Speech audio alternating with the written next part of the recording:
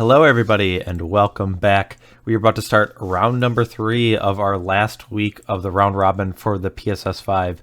I'm Michael Hoyp. I'm joined in the booth by Tom Metelsky. How's it going, Tom? It's going good. How are you? Are you nervous? Have you been watching the other matches? I have. Okay. I don't get nervous. Okay. I'm ready. All right. So I'm hinting at like a lot is at stake in terms of where people get positioned.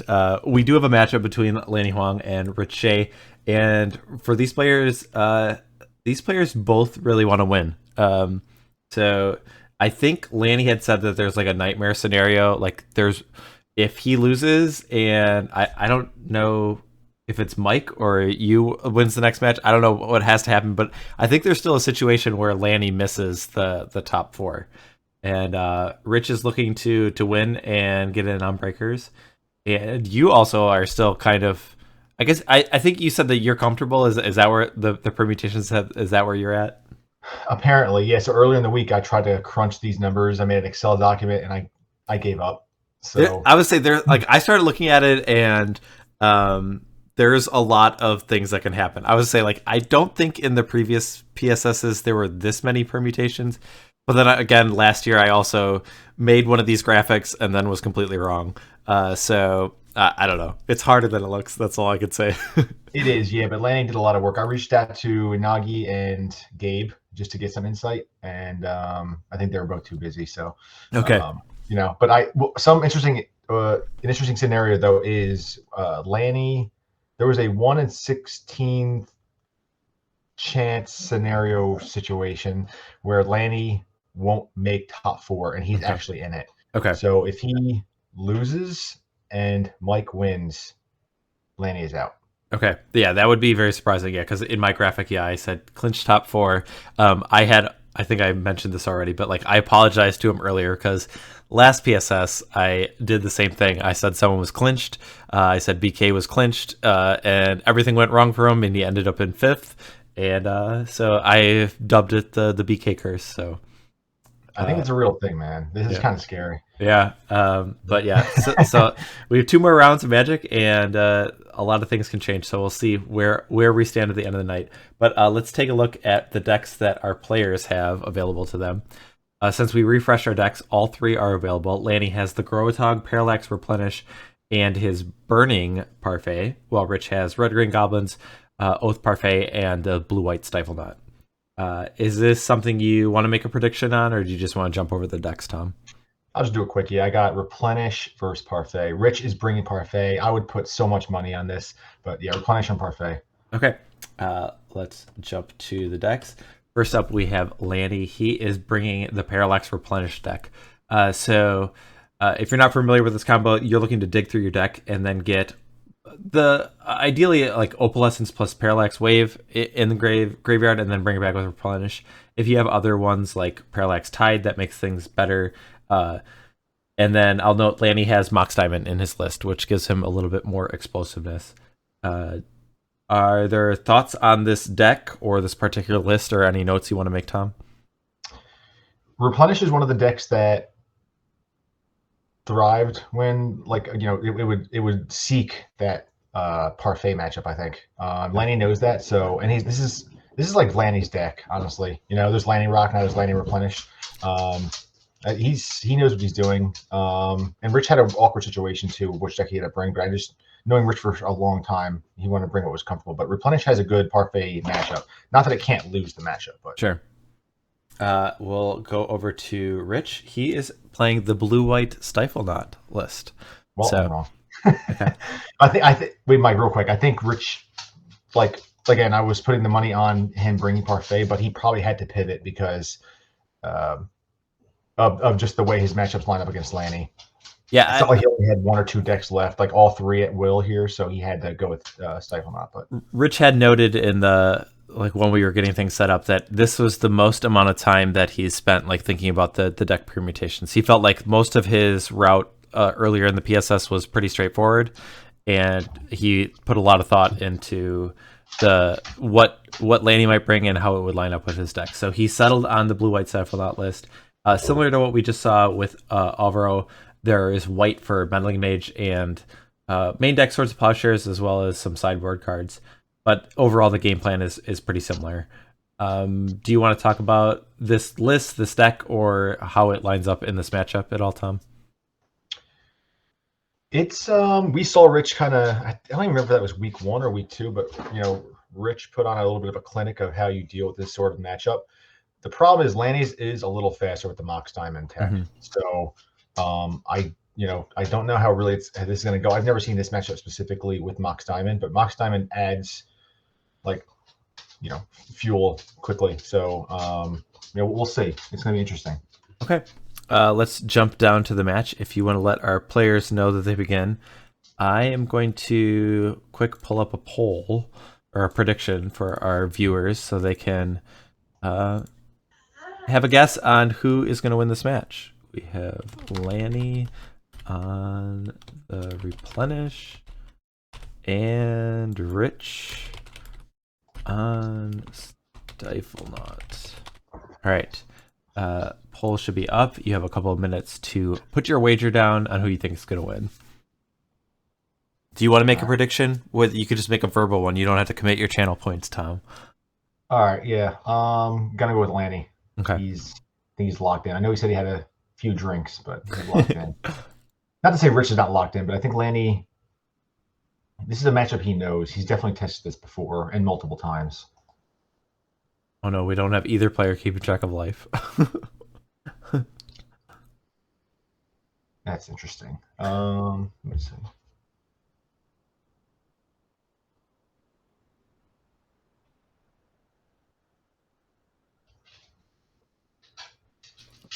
Might not be the biggest deal in this matchup, but I guess okay. Lanny's gonna pull up a counter.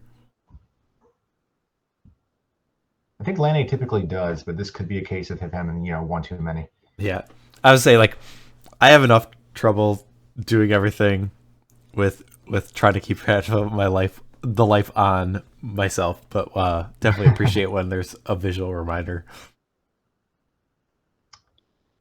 All right, so just to get caught up here, I think Rich was on the play, right? And he led with a Portent. Yeah. No, Lanny was on the play. Oh, okay. And so I think that Rich's turn 1, he's spending Portenting.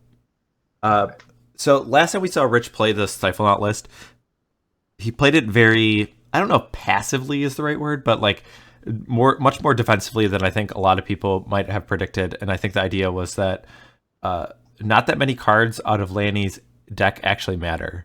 So sometimes Parallax Tide might matter because of mana. But then it's really Opalescence and Replenish, right? So Rich kind of just said, I'm just going to be a control deck, going to kind of counter all the relevant spells and let you do what you want otherwise. And it worked out for him. So we'll see if that same game plan is implemented, or if I don't know if it was partially because of his draw or if it was just the deck lists. Well, we'll see if because I think the only real difference is Lanny has Mox Diamond in his list, and I mean that might change things, but I don't know if that would be enough to really change my game plan from Rich's perspective. Yeah, it's interesting. So with Lanny, it's turn 2, right? He played the island, or he played Ancient Tomb and Intuition on his main phase, right?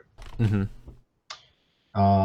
Definitely makes sense. He definitely couldn't do that if he led with Island, because I was going to point out Rich. So Fran knows this better. This is his baby, but leading on Adakar Waste is one of the worst things you can do, honestly. Sure, you can't daze. It's going to set your gush further behind, and so Lanny knows that I guess doesn't know that this Intuition is resolved because of foil, but it's much more likely to resolve, and he's gonna have the variety split. So he has Parallax Wave, Opalescence, and Tide. Is there a benefit? I guess you put Opalescence in Lanny's hand. I think that's what I would do if I were Rich. Right? I mean, that's the one. Yeah, I mean, he's got Island, so when he's not casting Opalescence or anything. So Rich is in the tank, right? Yes, I believe so. This is telling on Rich's hand, so I mean, all of these, assuming any of these resolved, they're all kind of problematic in different ways. If you have Parallax Wave, that's good against a a dreadnought. But like I don't know if that's Rich's plan at all. So maybe that part doesn't matter. But the tide certainly could be relevant of like disrupting Rich's mana, and then the opalescence sometimes is just a card where, in theory, every other enchantment just becomes a small threat. Right. And here's Rich. So I figured he's not. What was I going to say? Oh, yeah, he's not keeping hand probably with that meddling mage, honestly. Are you proactively naming Replenish, or do you just name Opalescence because it's in the hand, or do you think it depends on how much counter magic you have? Probably a little of both, but I have a feeling Lanny's like the way it's kind of like it seems like he's trying to go for the quick win. He probably has like 2 Replenish in hand, something like that. So you probably just name Replenish, and then I don't know. I feel like you can easily deal. You can like Dreadnought can easily deal with like a bunch of 4 drops. You know what I mean?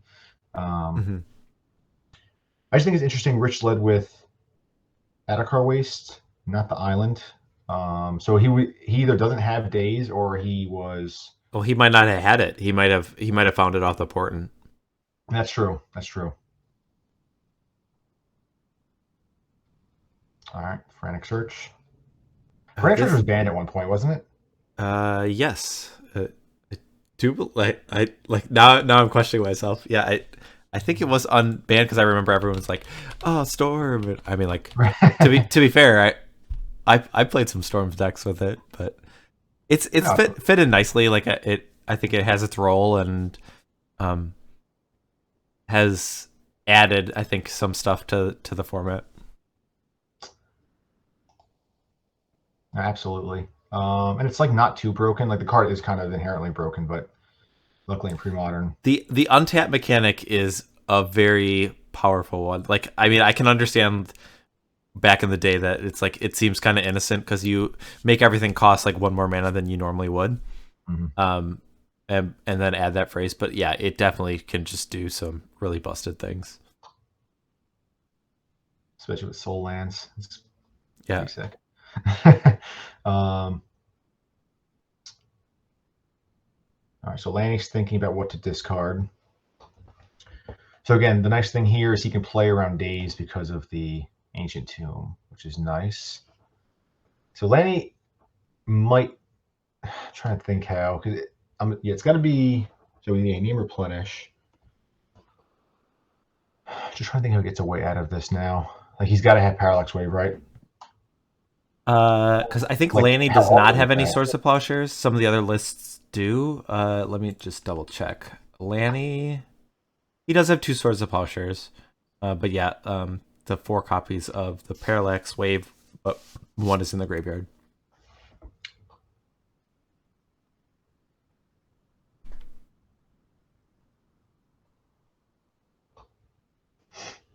What do you think is the fairest card that has the untap up to whatever lands on it that was printed?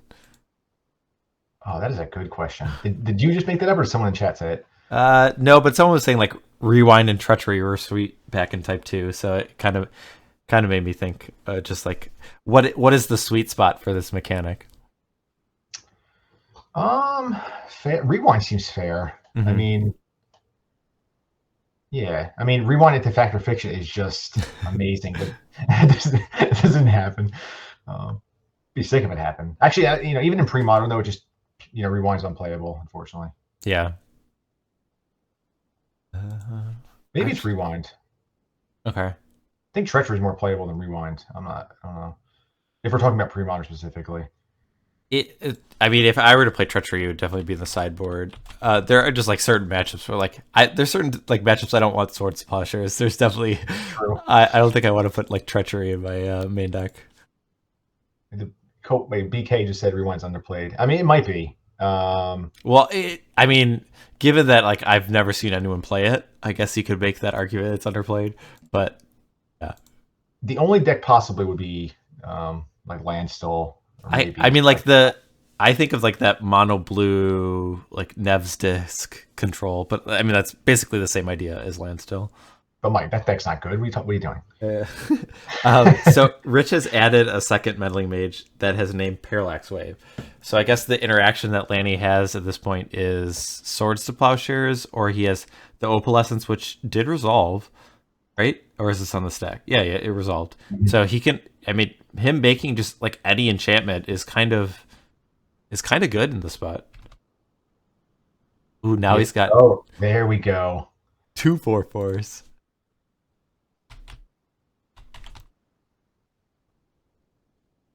How sweet it would be if we just see a bunch of enchantments block a Dreadnought. That would be pretty sick. Something doesn't happen often.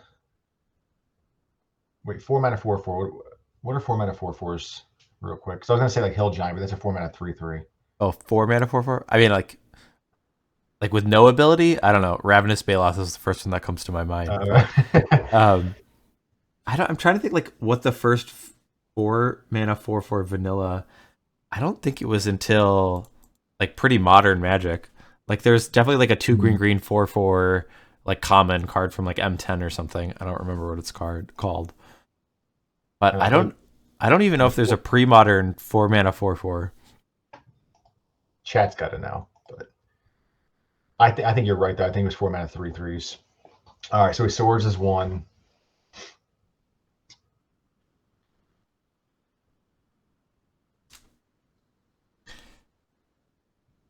That's interesting. Now we got the Opalescence tapped.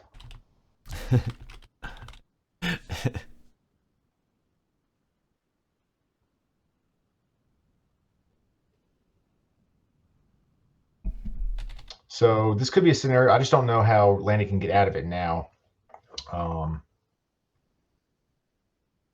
This matchup specifically seems tough. Game 1.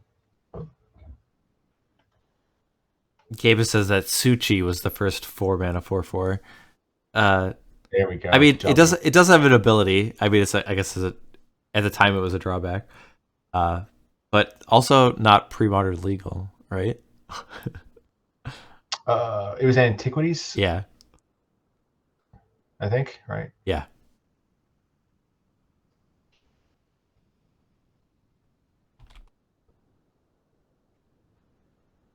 I played that guy at LobsterCon in the old school event. Jared built me a deck, and he had a bunch of them in the sideboard, and they were actually very good all day. So, Nettletooth Gin. Nettletooth Gin. What the I hell? know it's from Mirage, and I know the art. It's like a smiling, yeah. It's 3 to green 4/4. It deals 1 damage to your upkeep, so it's like a small Jusum. But it does something. Yeah, yeah. We just want the flavor text in the whole body here. All right, so Lanny Furniture again. Again, I'm looking at his list. I don't know. Replenish is very difficult to play. I mean, his deck is kind of evolved to Swords to Plowshares at this point, right? And I think like these 2 meddling mages are just going to get it done. And like even like those few interaction pieces, like the likelihood, like Rich has 4 cards in hand, and he hasn't used a counterspell at all this match. It's likely that he has something interacting in terms of counter magic. So I'm anticipating that Rich is again kind of going with that conservative plan, and rightfully so. And he's just going to be able to win the game with these meddling mages.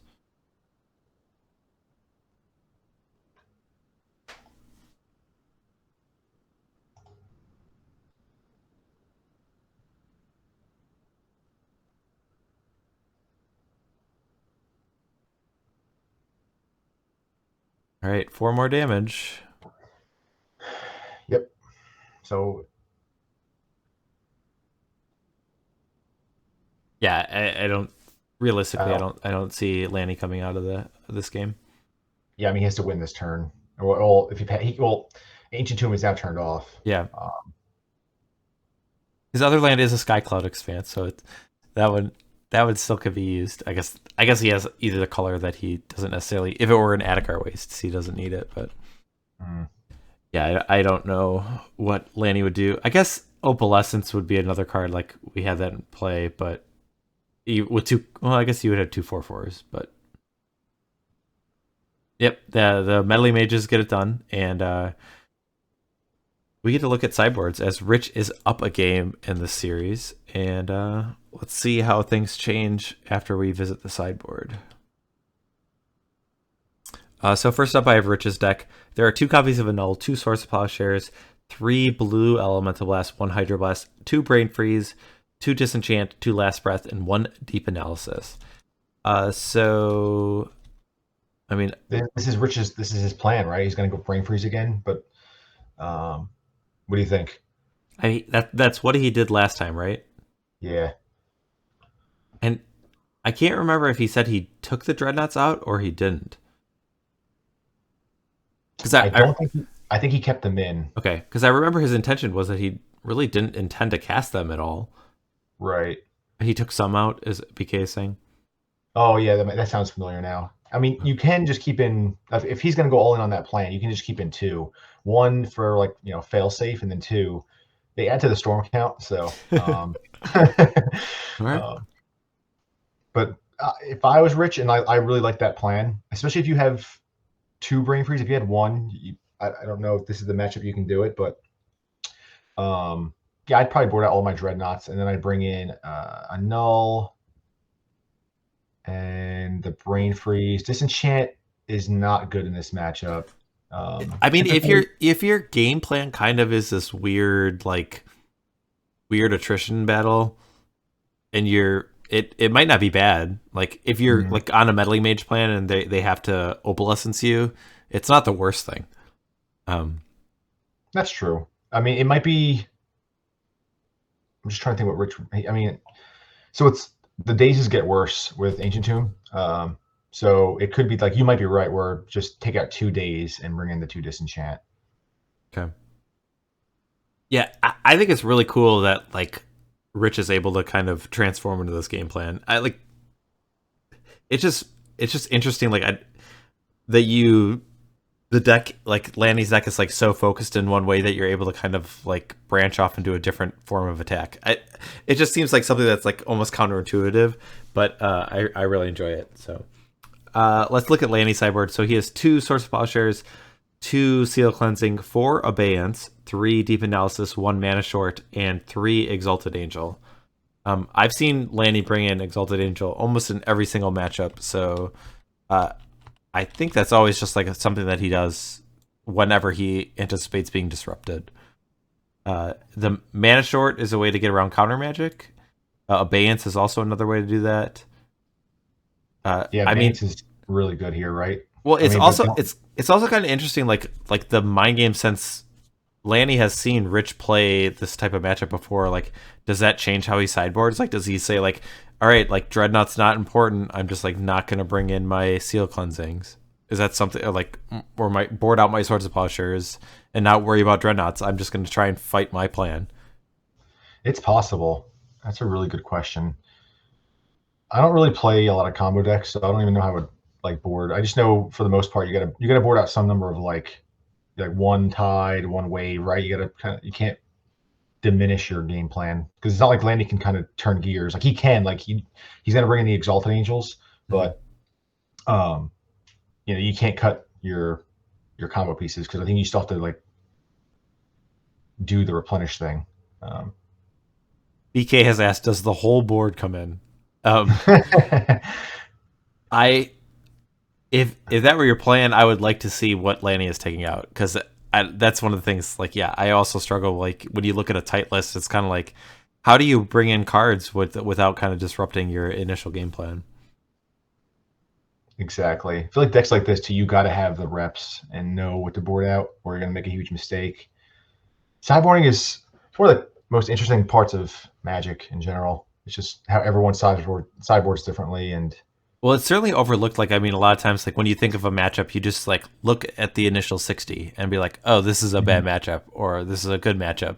And people kind of overlook like what the sideboard does and how it changes it. And obviously, like, yeah, you could have a really bad matchup and you're always going to lose game 1. But even like if you have a sideboard that's really geared towards that matchup, I think I don't like if you are 100% to lose game 1, but 100% I guess you obviously that's easy. Like you would always win the sideboard games, but like I don't know. Like obviously it's not that binary.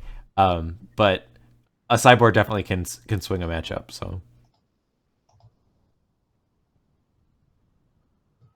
yeah, who do you like in these sideboarded games? Now that we kind of talk about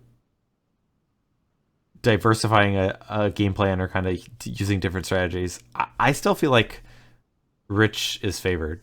Uh, I mean, I feel like he has enough like interaction pieces that he can kind of fight whatever plan Lanny does, whether it's an Exalted Angel or a Replenish or whatnot. And Lanny just doesn't have that many ways of stopping like a meddling mage is just really problematic. So I think I like Rich in these games. Yeah, Arjun is just very good at what it does. Man, it's crazy how Meddling Mage just completely changed, like, just the format in general. So Meddling Mage doesn't really see too much play anywhere else. Like, it saw play a little bit when like humans were the thing. I think in modern, but that deck's unplayable now. And is there a reason that got that unplayable? I don't. Was there one card or just the metagame shift? That's a good question. Probably metagame shift, and it's also just I think when Plague Engineer was printed, that was a big reason. I'm pretty sure I played it in Detroit when Plague Engineer was still a card. So I don't know. I don't know if it was that card, but yeah, I mean Plague Engineer. It seems more Fury. Yeah, that makes sense. Yep. Oh, Fury. Yep. Okay. Thank you, Caustic. Yep, that makes sense. Oh, Caustic. I saw the sick white, black white, sick. The black white clerics deck he built. The deck is awesome. The card I always liked when I was Cabal Archon. That's what I always think of when I hear clerics. It's like the 3-mana 2/2, right? That you can pay black to sack a cleric and drain life. Yeah, it's got some sick art. I think it's Pete Venter's folks. Yep, Pete Venter. Yep. He was like, to me, like when I was younger, that was like one of the art. Like I always recognized like Pete Venter's art. Oh, yeah, 100%. They don't make art like that anymore. No. Good stuff. Actually, I think Pete Venters has done somewhat recent artwork. Am I wrong in that? Wow. I'm going to go to my application to see if this is true. All right, so I think Rich is mulling to 6.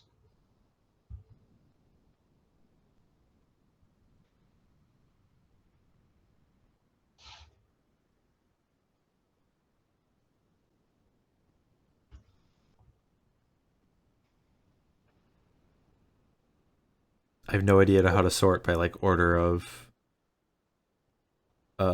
like original printing.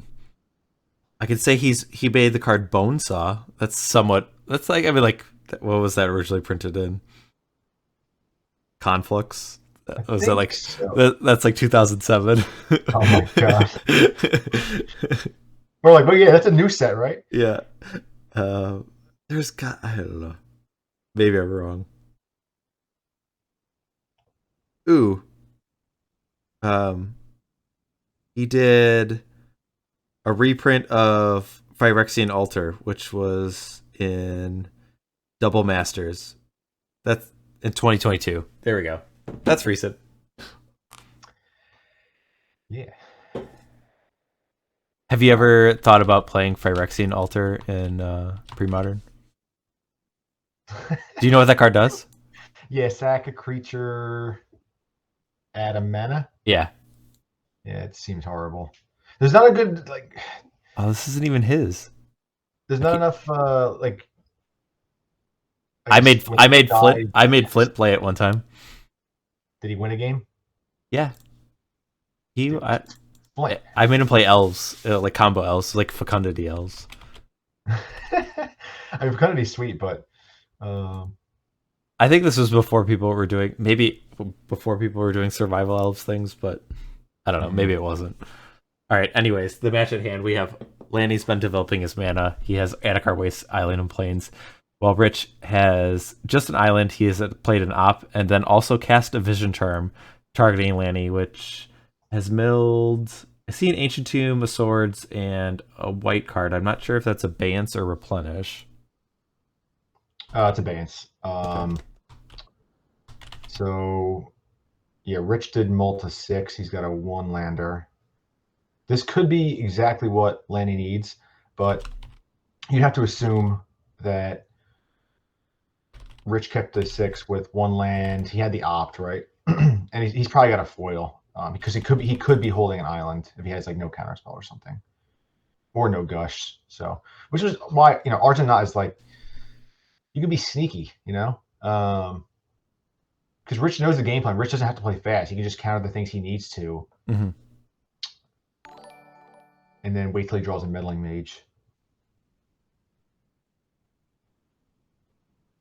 Lanny's thinking.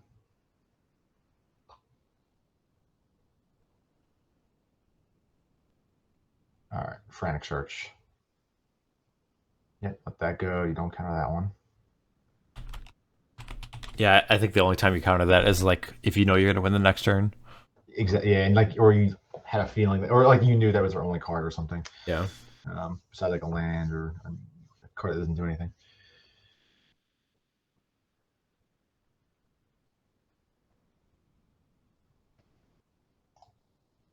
Yeah, I think really the most important thing Lanny needs in these games is mana, because he needs to do things on one turn, and his threats are all like really kind of clunky. I mean, he does have like Abeyance as a preemptive counter spell, but like adding 2 mana to a 4 mana spell is kind of clunky. So he's discarding 2 city traders, which I guess kind of makes sense if he's expecting this game to go long.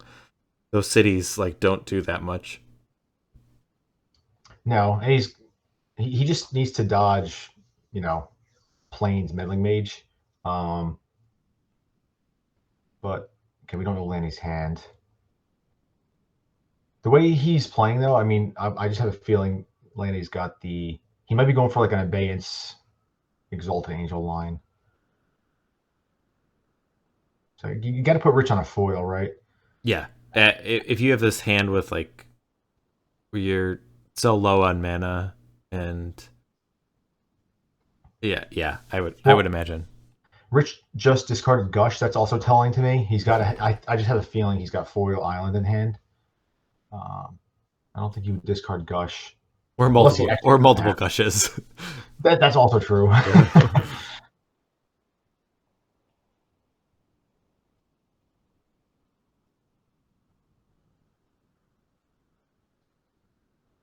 Yeah. I was dreading them playing a Parfait Mirror, but Yeah, were you the one who made the comment that saying it was going to be like a 4-hour affair of the Parfait Mirror? basically, Yeah. I told my wife, I was like, I'll be wrapped up around 3:30. Well, we'll do our best to get you on your way, but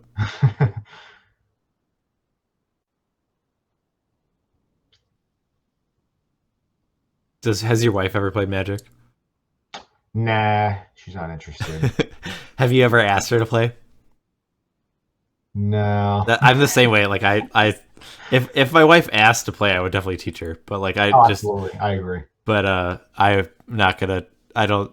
If she doesn't have any interest, I'm not gonna try and teach my wife. Yeah. Also, like the way that I play it, like is probably not fun for like someone who's just learning. Like Absolutely. we think of it much more of a game like chess kind of thing than like a game like a board game or an expression of kind of yourself. So you don't test your landstill matchups against your wife.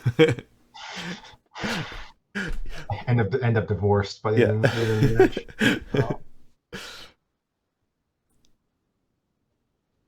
Dude, I wonder if you actually put someone through some gruesome Magic games, how much they would actually hate you. I'll say you just got to give them the decks that have a good matchup against standstill, then, so they can win. Right. But nothing has a good matchup against Landstill, so it's too good. Stasis is the deck that first came to mind, but it's definitely since I mean like I think the deck plays a lot more disenchants than when I what I'm thinking. So because there was a time they like only played like 2.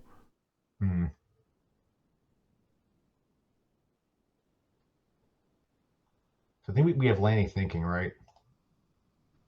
Oh, Uh, okay. Now we to Rich's turn. So Lanny was thinking.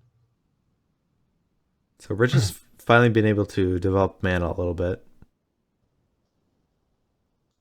Got to also anticipate, like Lanny knows, right? Or he's got to assume he's on the brain freeze plan. So, um, Yeah, it kind of is like a looming clock in a weird way that like every turn that goes, like your yeah. library gets a little thinner. And I mean, like a lot of the cards, like the attunements and the frantic searches, they just draw cards. So No, Lanny's playing a good and being cautious too because he's playing, one spell a turn. He's not playing into that brain freeze, okay. and he doesn't really need to. Like Rich isn't doing anything.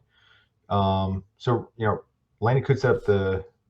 He just wants to probably set up a turn where he's going to be able to replenish with Abeyance or get an Exalted Angel into play. Well, yeah, like I really think he again like he should be prioritizing like trying to develop his mana, and Yeah. like that is I think a way for him to beat Rich is to cast enough spells like abeyances or replenishes that Rich can't respond in one turn.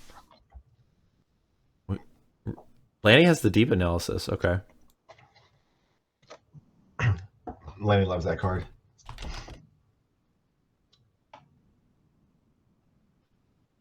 It's funny like how you just like look at this like the deck and like the replenish deck obviously like game one it's super powerful. You can combo out really quickly. And like here it just like I guess neither deck has like really done anything kind of per se Yeah.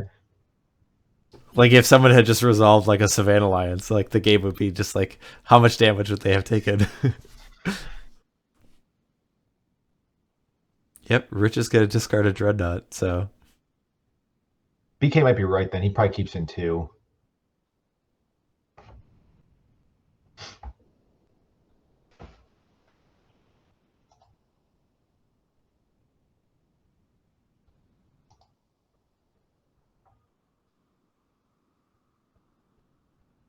This is interesting. I did not see the game going like this, but it makes sense that it is going like this because, like I said, Lanny can just he can just sort of wait because he's like not all in on replenish post board. yeah, I guess since he has played one City of Traders, like mentally that like kind of incentivizes you that you kind of like want to take advantage of that land, but there are definitely times like if you have other lands in play, it's like maybe I'm going to go for it 7 turns down the road, and the City of Traders is not part of that plan. But I guess yeah. I mean, he's got time though, like which is really interesting. So he can just wait. He wants abeyance. Like he wants to he can do that and then combo off at the same turn. Um, yeah, the abeyance is really nice because it's like if it gets countered, it's like okay, that's in some ways what you're intending it to do, but then if it resolves, it replaces itself, and like yeah, so it's just like the ideal card. Like it's a very non-committal, I guess. Absolutely.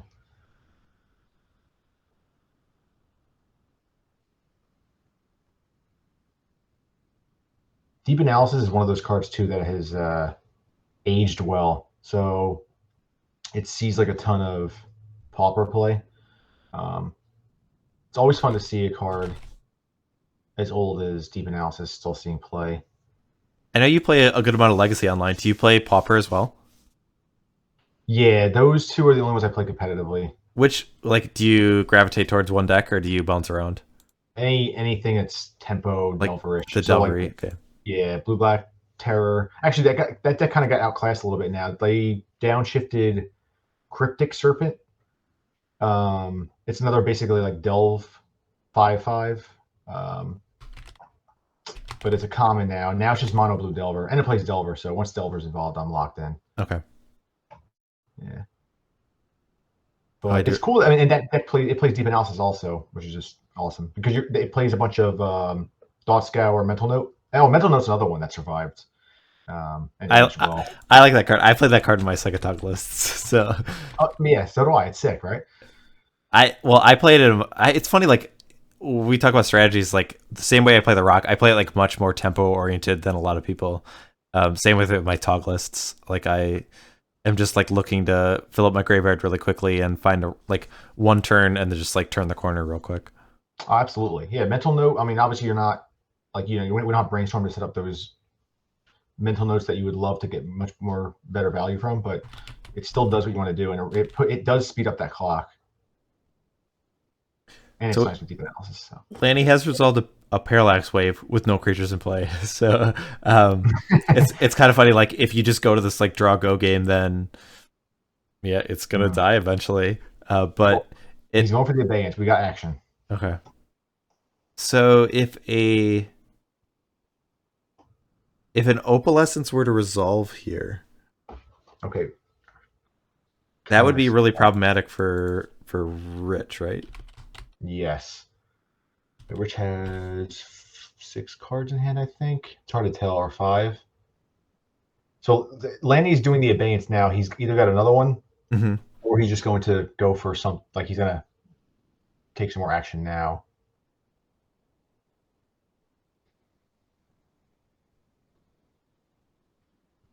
If Lanny doesn't have anything, I'd probably just flash back to deep analysis. I guess if you had like 2 replenish, you could be thinking whether you want to cast replenish now or 2 the next turn. No, I guess with only 1 mana, I don't know. We might have a halt here. What's wrong? Lanny played the Flooded Strand, and City Brass should be dead. Oh, yeah, okay, Lanny knows. City Traders, okay. Yeah. We got Flores coming in clutch right now.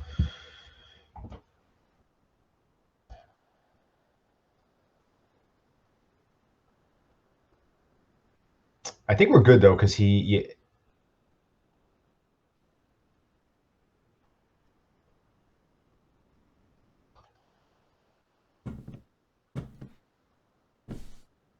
Okay, so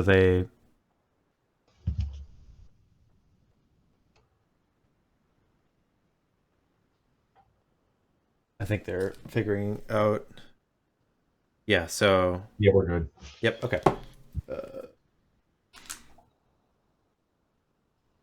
It's funny, like, I don't know if it's a synergy. Like, yeah, you can exile your Exalted Angel, and then when it comes back, it's unmorphed.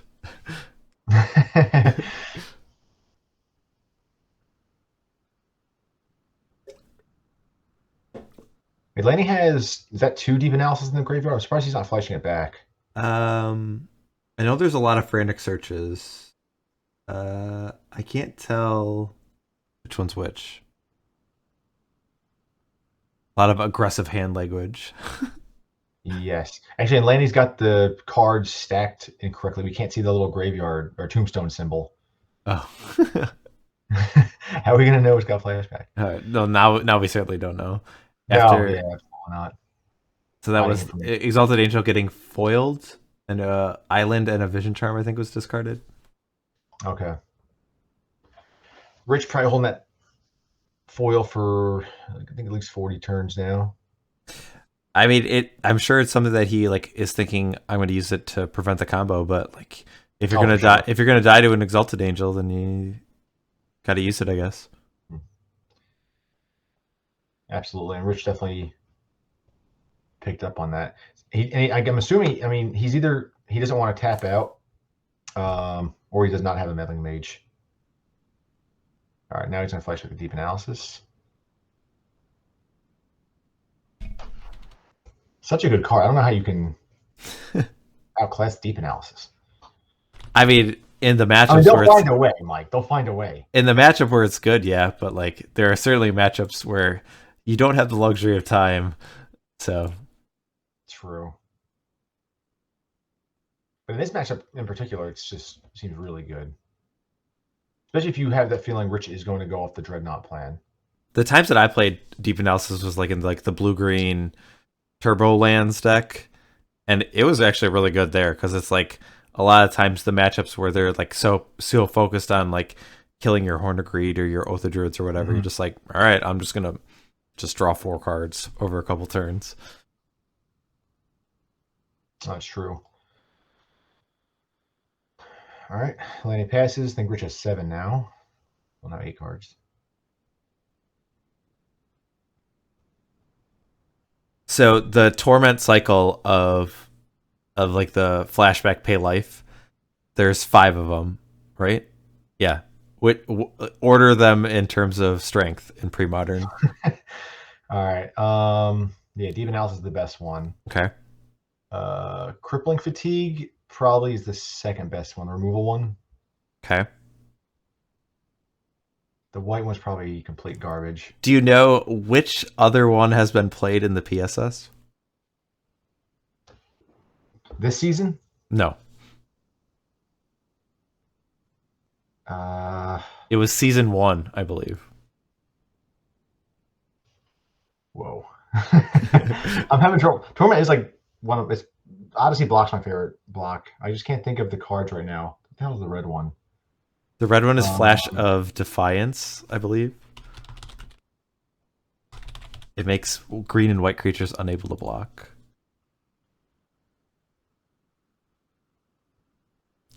The white one is it called Spirit Flare? Flash of Defiance. Why is that one so much worse than Deep Analysis? Spirit Flare is the white one, and then okay, that one that one rung a bell. That one's also complete garbage. And then Acorn Harvest is the green one. Acorn Harvest. That one's. I don't know if I want to say playable, but I mean unplayable. But that is the one that was played in the PSS. David Daniel played it in his Opposition Madness deck. It was Quiet Speculation. Okay, yeah, that one's not that bad. I have thought about Crippling Fatigue sometimes, but like, yeah, it's good value, but it I don't know. I feel like the matchups where you need to kill creatures, the 3 life is just too much. Oh, we got a Flores story. Finkel played Acorn Harvest on a PT. All right, then that's certainly the best one then. Better than Deep Analysis. So that is cool though. I mean, playing that card at the Pro Tour, like if you asked me that now, I'd be like, probably not. But there was a trend a long time ago, like Facebook, where you would like post 10 different Magic cards, and you'd be like, which 2 of these have I not played in a tournament? And it was kind of fun. I did that one time. Actually, while they're just going back and forth, passing and drawing cards, I'll quickly just say a shout out to Artie with Crippling Fatigue. He made Mike. I don't know if you've seen it. He made a Cephalid Breakfast deck. Okay. And yeah, he had a Crippling Fatigue, I think, in the sideboard. So it's seeing a little play. All right, I'm proud of that.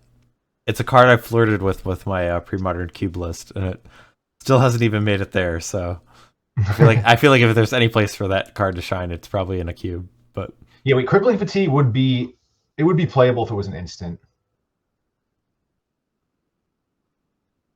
But as a sorcery, it's not gonna get the job done. Gabe has asked, shout out to who? You had mentioned Artie, so that I assume you're referring to the Grotog player that yes has been to drawing a blank on his last name. I'm not sure I know it. But he's played Grotog at some of the Misty Mountain events. So yeah, I think he typically will always play that, but he plays some different things on Moto. Okay. So yeah, let's see. Back to the action here. Yeah, we kind of ignored what's happened the last few turns. Yeah, that's okay. They really have not done anything. And chat is definitely liking the conversation. Robin goes, Artie, he's just Artie. Yeah. Well, it's funny, like, cool. I'm pretty sure in MTG Melee, like, most people had, like, full names. I'm pretty sure his was just Artie, so... actually, you know what? On Magic Online, I was expecting that, but it's not his Magic Online username. Yeah. Gabe wants to know. Gabe wants to know if we're going to start ranking our favorite candy bars again. That was like a Halloween special, and that was me and Mano. So, but I remember that. It was good. Yeah, we did spend like half an hour talking about that, though. We're approaching that. I don't know what's going on. I want to see what Flores thinks of this. I'm just trying to keep people entertained. I hope we're doing a good job. It's out of my wheelhouse a little bit, like doing commentary. I just very like, I don't know. You're doing fine. I'm just probably just steering you in a direction that just leads you to not utilize your strengths. I mean, you're very analytical, so like a lot of times, I've always enjoyed like your post game commentary of like how you've dissected a match, and so I always thought it's really interesting. Well, no, I appreciate that, man. Yeah. I mean, you're on a different tier level of commentary, but I like when I'm just playing Magic or like I don't know, sleeving decks, unsleeving decks. I like do a lot of it when there's no noise and it's quiet and I don't talk. I don't know why. I just appreciate silence. I would say it's certainly hard to like even just put words into your thoughts sometimes. Like some magic like concepts just like you just haven't said them out loud, and it's hard to put into words. You just like know it because you've done it. It's just Right. a feeling as compared to like something that you can explain.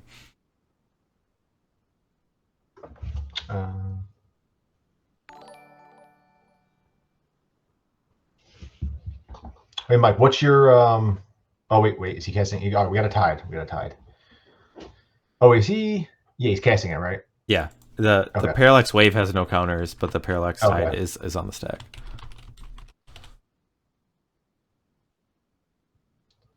All right, that resolves.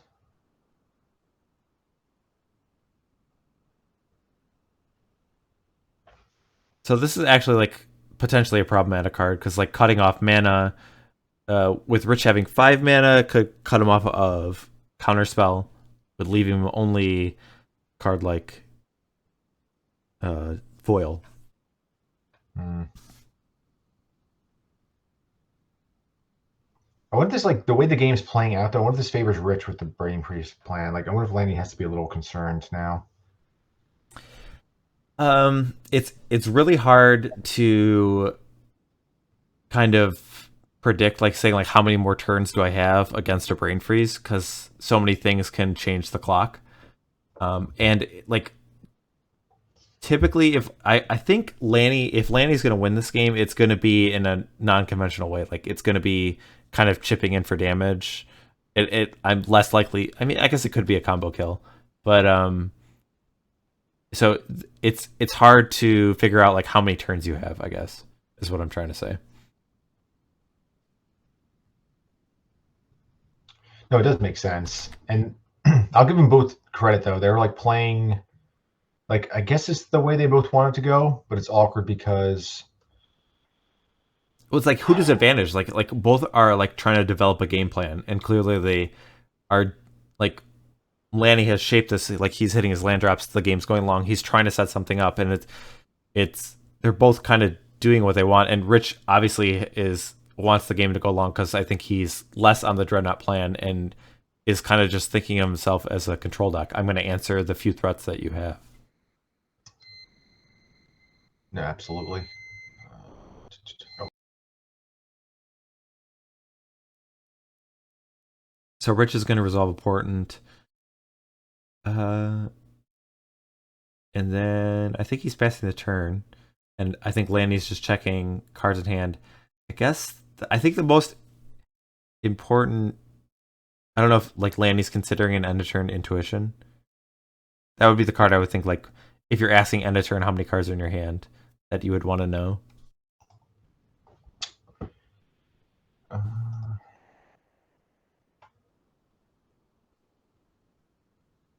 sorry, I just had to step away. Did I miss anything really Uh, important? the only thing I note is it seemed like Lanny had asked how many cards were in Rich's hand, and now I think he's fetching at end of Rich's turn. So I'm anticipating an intuition being cast here, but I'm not sure.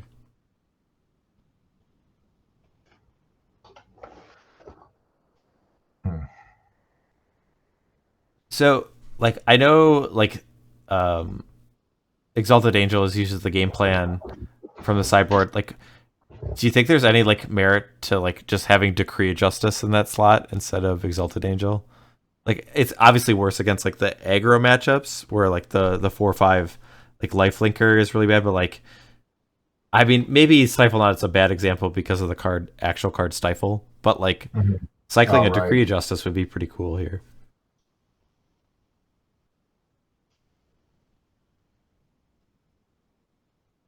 Yeah, it's a good question actually. I don't know enough about replenish.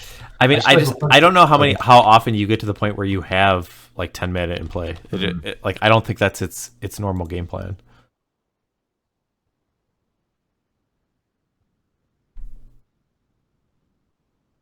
All right, so with the intuition for 2 deep analysis and a seal, I doubt Rich is gonna give him seal. Well, I mean, I oh, mean, I unless he guess just yeah. does. I guess because of the, I was thinking more of a defense measure against Dreadnought, but like it's obviously much more of a threat because of the Parallax Tide that's in play.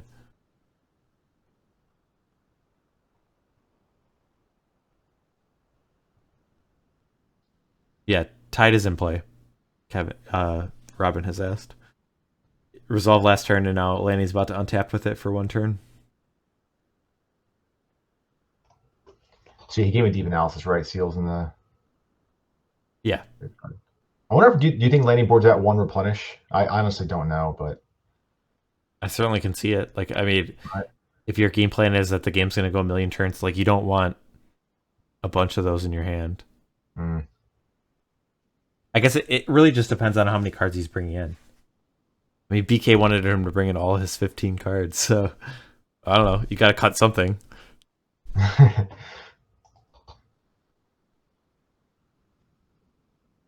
All right, so Lanny is preemptively using this Tide.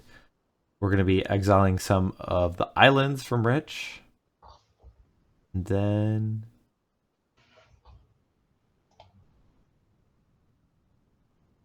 I think that Deep Analysis is just revealed because of the intuition. I don't think that's being cast since Lanny has not tapped any mana.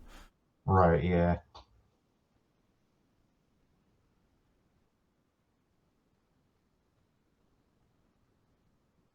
BK has suggested I think he would just cut all the card at disadvantage. Well, I mean, he's cast a bunch. Wait, was it this game or the other game where he cast Frantic Search?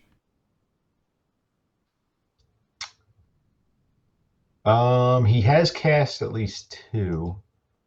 It was this game because we were talking about Frantic Search and Deep That's right. Analysis. Yeah, yeah.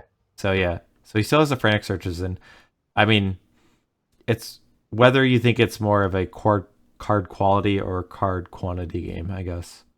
True. He actually. Oh, you know what's attunement then is BK is smart. He knows what he's talking about. I would say attunement makes that definitely has to get cut. I think. Sure. Right.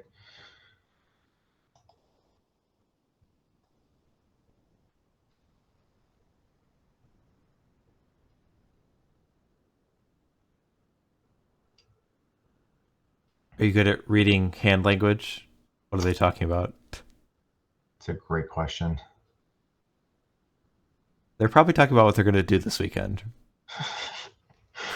Right. Whether one or what we're talking about.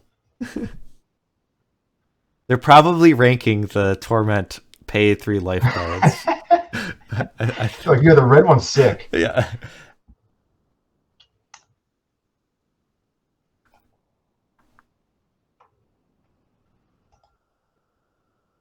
Mike, I was going to ask you though, while they're just not doing anything right at the moment.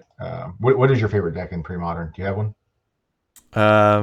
I mean, my gut says like the Rock, just because it's like I always like the games that the games are just fun. I don't know, like there's less blowouts and there's just good magic.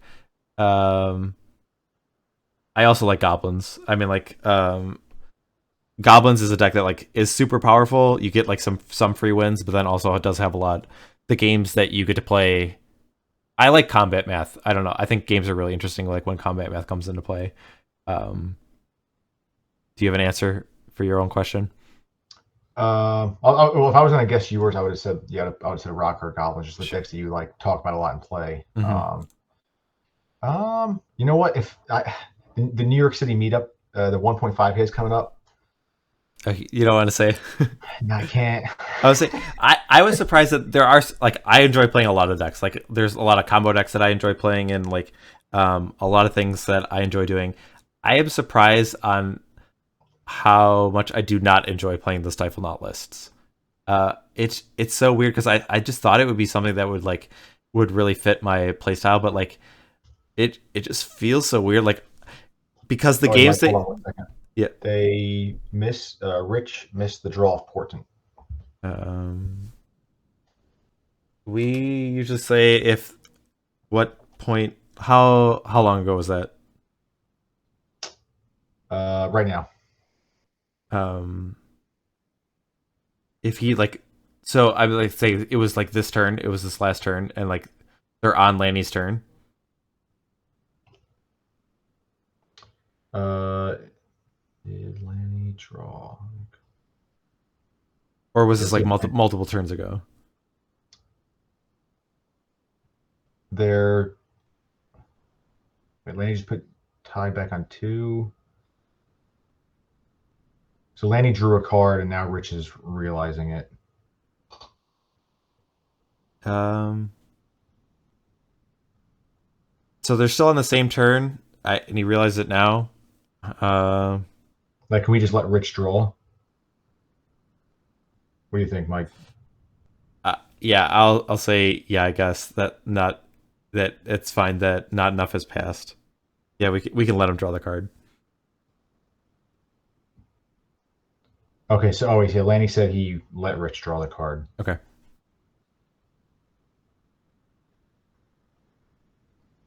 It's funny. I don't even actually know like what the legitimate ruling would be in that situation now. I know in the old school rules it would not be, but like I think they usually like it's like a weird line of like has anything impactful kind of happened kind of thing. So I think it's good like yeah like to try and um have the game play out as it should in some sense. But also I have been surprised. I find myself missing Portent in webcam games a lot more than anything in paper. I feel like it's a lot harder to remember in a webcam game. Do you ever miss your Portent triggers? Uh, Your Mistress Bauble? Bauble, no. Yeah. Portent's a weird one, man. I don't know. I'm sure I have. Do you play any of those cards in paper? Do you play Paper Legacy? Yeah, Okay. yeah. Bauble's such a sick card too in Legacy with the fetches and with Delver. Got some like you get some like sneaky ways to get so much value out of a card, which is so weird because the card's like on its surface it doesn't look like it does much, but Yeah. um, so many complex lines with it. It's really interesting.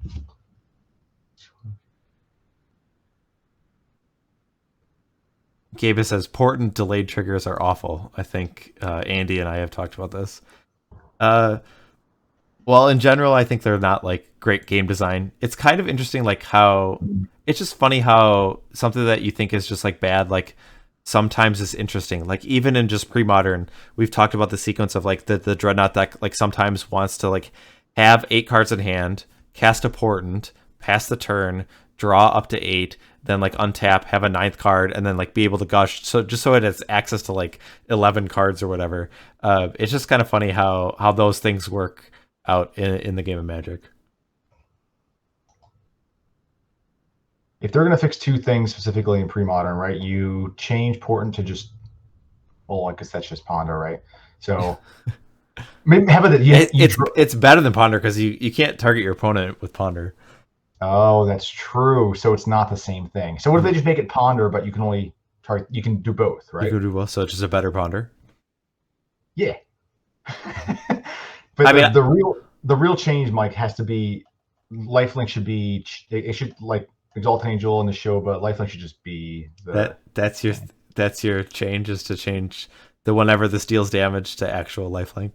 it's so horrible. Like it goes on the stack. It doesn't make any sense. Because it doesn't lifelink. Oh no, it's Spirit Link. Okay. I was saying like because lifelink actually gives lifelink now, or always did, but Spirit Link does not give lifelink. Okay.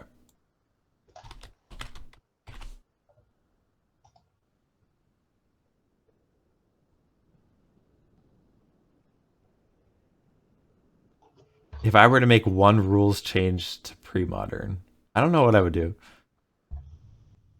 You don't think the lifelink that's a big one? I feel like. Just It's doesn't make sense. uh, it's kind of always think it's kind of cute when it comes up though. Like Yeah, but like, there's why is it going on the stack? I just don't. It there doesn't make any. there is something very satisfying about like killing someone when they have a phantom to show them gain life on trigger on the stack. Yeah, it happened. It just happened to me. Maybe I'm salty about it. It Yeah. happened to me on. I had an exalted angel. I blocked. I just want to talk. It just doesn't make any sense. If something doesn't make sense, then I'm not on board with it. That's fair. I'll say it's not very intuitive. No. Which is why they fixed it, right? Even though they want to rata all of them. Yeah, like I feel like they could just errata all these cards to lifelink, and Right. because yeah, I don't. Well, I'm trying to think if there's any cards that like that would be problematic, but I don't. I can't think of anything. Yeah, I don't think so either. There Chad wasn't has a lot of cards that did that ability, right? Or had that same ability that Neshoba and Exalted Angel have anyway. not a ton. I mean, there's some. Why do you ignore chat? Someone has said bring back damage on the stack. Mana burn needs to come back. Why are they trolling? Don't troll us like that. Flores heads. I once won a PTQ where my top 8 match. I once won a PTQ where I won my top 8 match because my opponent missed 2 Mishra's Bauble triggers and got a game loss. Oh god, that's as it like it weren't enough that you just like don't get to draw cards. Like you actually get like warnings for it. Like it's just like insult to injury. I mean, you know why they forgot. They were just intimidated by Flores. Yeah. Well, it's funny. Like it's actually advantageous to call a judge there because you like get to remind your opponent that they forgot the trigger, so they tilt, and then they actually get a warning because they have a game rules violation. Wait, why doesn't Flores use chat? He's channeling. All right, we got action. Oh, he did. So it was a bang for replenish. Oh, I was say I'm reading chat I now. mean, it all just happens. Not even look at the game, but yeah, the mana denial from Lanny has actually put him in a position where he can resolve his clunky 4-mana spell. So, yep, at this point, Rich has packed him up. So Yeah, that's it. I guess I feel like we probably did not do that justice. That like Lanny had like set that up for a very long time and was kind of navigating that game to that point. Obviously, we Rich struggling on mana was, I think, at least for the early parts of the game, gave Lanny like a little bit more of an advantage there. But yeah, I think we kind of undersold maybe the tactical gameplay there. Maybe, but I mean, honestly, I wouldn't say necessarily because we were talking like 40 turns ago that that we kind of saw that lining up where Lanny was stalling for like he was going off an advanced line and Rich wasn't doing anything. Mm-hmm. Lanny's just stepping away for a second, so we have some time to talk. So now we'll cover the game. Yeah. So as you saw. But no, like it was a long game, obviously, but it played out kind of what we talked about turns earlier. Like Lanny was setting up that turn where he could abeyance, and then he forced Rich to counter some things, that were needed to be countered at the time. Well, I'll tie it. Like I think the last time we had seen this matchup, I think Jeff was playing against Rich, and an early Frantic Search, or someone had played it and like discarded lands with Frantic Search, and then I think the game went on like a decent number of turns, and they weren't able to develop their mana as much. But I think a lot of that game, like Lanny was pretty highly prioritizing like his land drops. We saw him discard City Traders early. I guess I wasn't too attentive in terms of the lands he played after that, but I think that is a key in terms of the games going long with the replenish deck is developing your mana. No, for sure, and well played by Lanny. I mean, even Rich was playing well too. Like they both understood kind of how it was going to go. Yeah, it's tough when you like in early game and you're restricted on resources. Like you don't have a lot of mana and you're discarding cards to hand size, and you're just so far behind.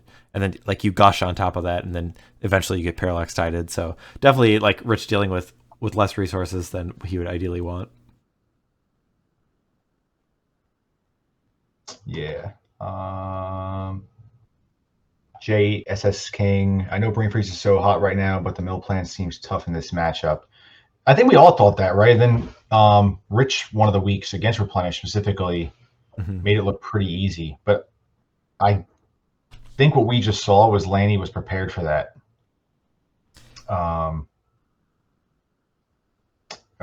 Caustic, Lanny won, so we're going to game 3.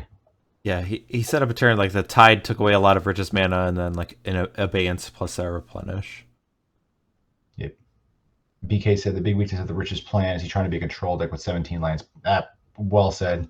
Yeah, I will say like one thing it does pretty well is like the counter magic that the deck has. Like foil doesn't cost any mana, and counter spell is obviously pretty cheap, and so you can operate pretty well. But yeah, like you don't. It's hard to if you're spending all your cards finding lands, then you're not finding spells. So exactly. Yeah, it's tough. I wonder if Rich wants to switch anything up though on the play. Like, would you lean more in on the Dreadnought playing? Because right now, if I was Rich, I'd sense that Lanny has a feel of what, like, I might get off Brain Freeze. Yeah, I mean, like, if the way Lanny plays, if you're playing a really slow game, and kind of like you talk about, like, not ever playing a bunch of spells in one turn, if you can avoid it, and then, like, has the abeyances, and maybe the Brain Freeze plan is just a little bit less reliable, and Rich feels like he needs to get a little more aggressive, take a chance, and try and end the game early. Maybe. I certainly would think you would want to at least pretend to sideboard in the third game. I think that has a lot of value of trying to keep your opponent on the toes of what you're doing. Yeah, I agree.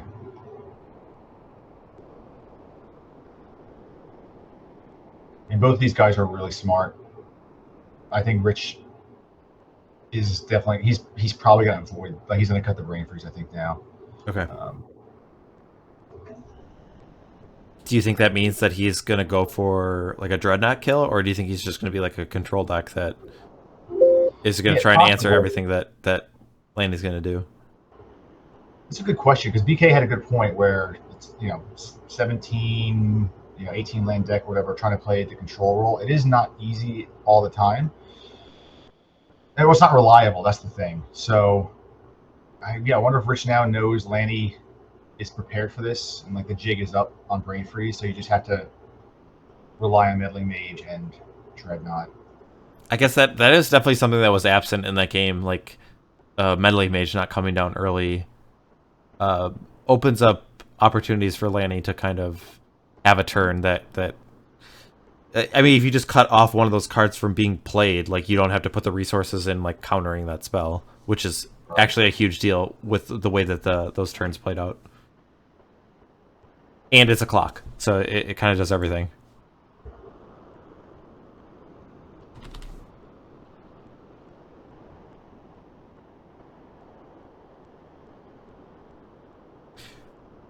Which deck are you going to pick in this game 3? This is tough. If Rich goes back to 4 Dreadnought, it's weird because Daze isn't great in this matchup either, because Lanny can easily play around it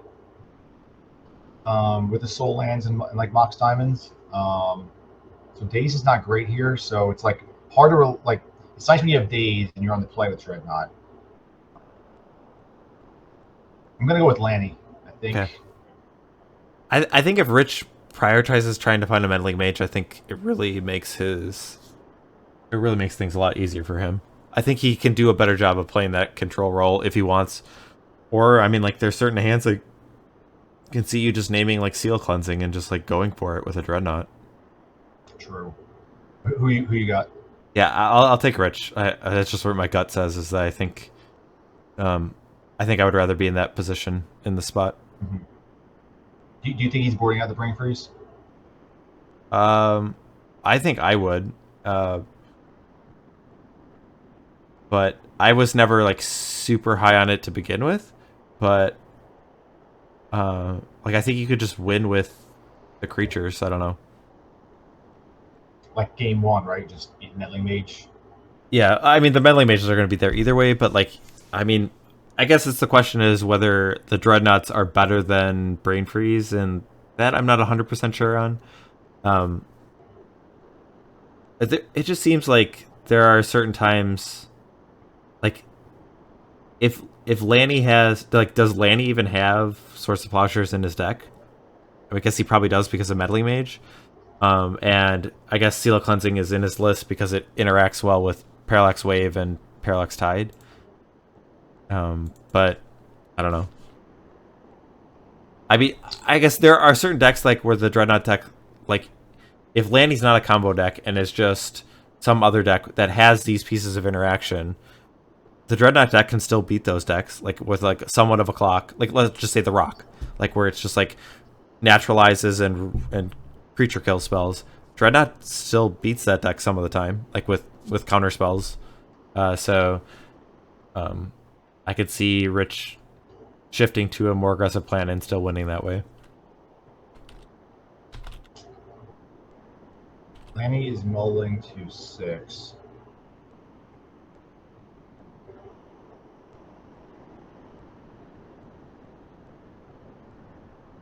Gabe says 1-1 tie. There, end the discussion. Figure out the breakers. Yeah, they're doing a better job. No parfait decks, but they're doing a good job to getting the full Magic experience. Absolutely, I saw it coming, but not with this matchup. Sure. I would say if it were a parfait mirror, that matchup's harder to commentate on. I think. Yeah, I mean, but again, we filled some good airtime with some nice. Actually, like in that matchup, like Lanny has access to Burning Wish. I don't know exactly what his sideboard was, but like I don't know if he has any like huge haymakers that really swing that matchup. But having access to Burning Wish kind of might make things interesting.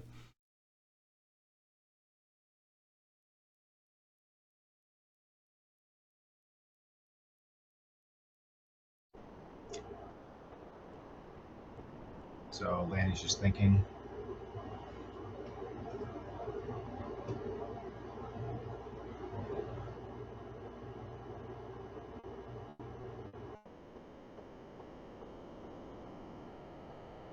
All right, so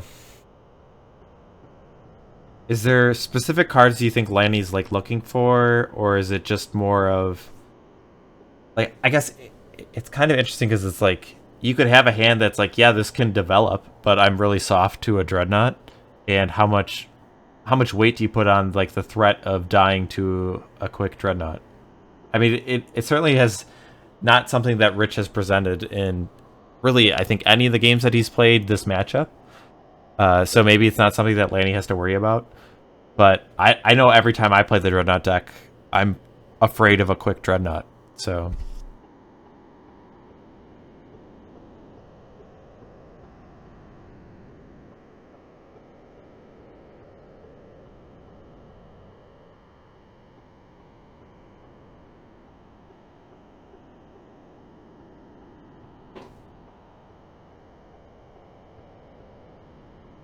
all right, Portent is the first play for Rich. He's going to rearrange the top 3. It looks like he's keeping those. Maybe not, but I feel like it's usually an easier decision to figure out whether you're going to shuffle right away. And then if you're not, then you got to figure out the order.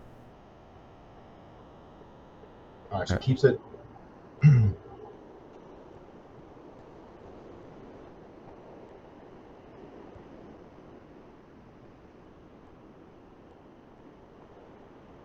Island pass.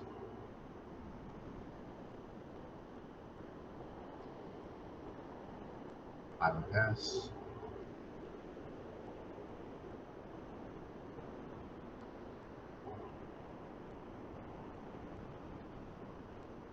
All right, we get the draw go from both players. So Rich has developed with 3 islands, while Lanny has island and ancient tomb so far. All right, he's going to cast an early intuition. Could be counterbait. What does it feel like to you? That what's he going to be looking for?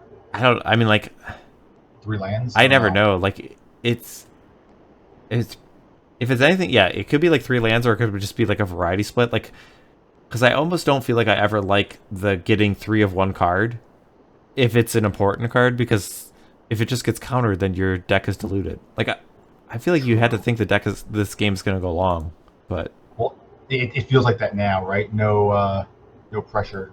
yeah. I would say BK said, I was going to say deep analysis is probably the thing here. Okay, yeah, that makes sense. Which is probably why I wonder if Rich was considering countering it just because of that. Now Lanny can really like sculpt his hand if Rich has nothing going on. So this could get a little awkward for Rich. And Rich has got 5 cards in hand, I believe. Could be 6. I think it might be Oh, 6. maybe it's 6.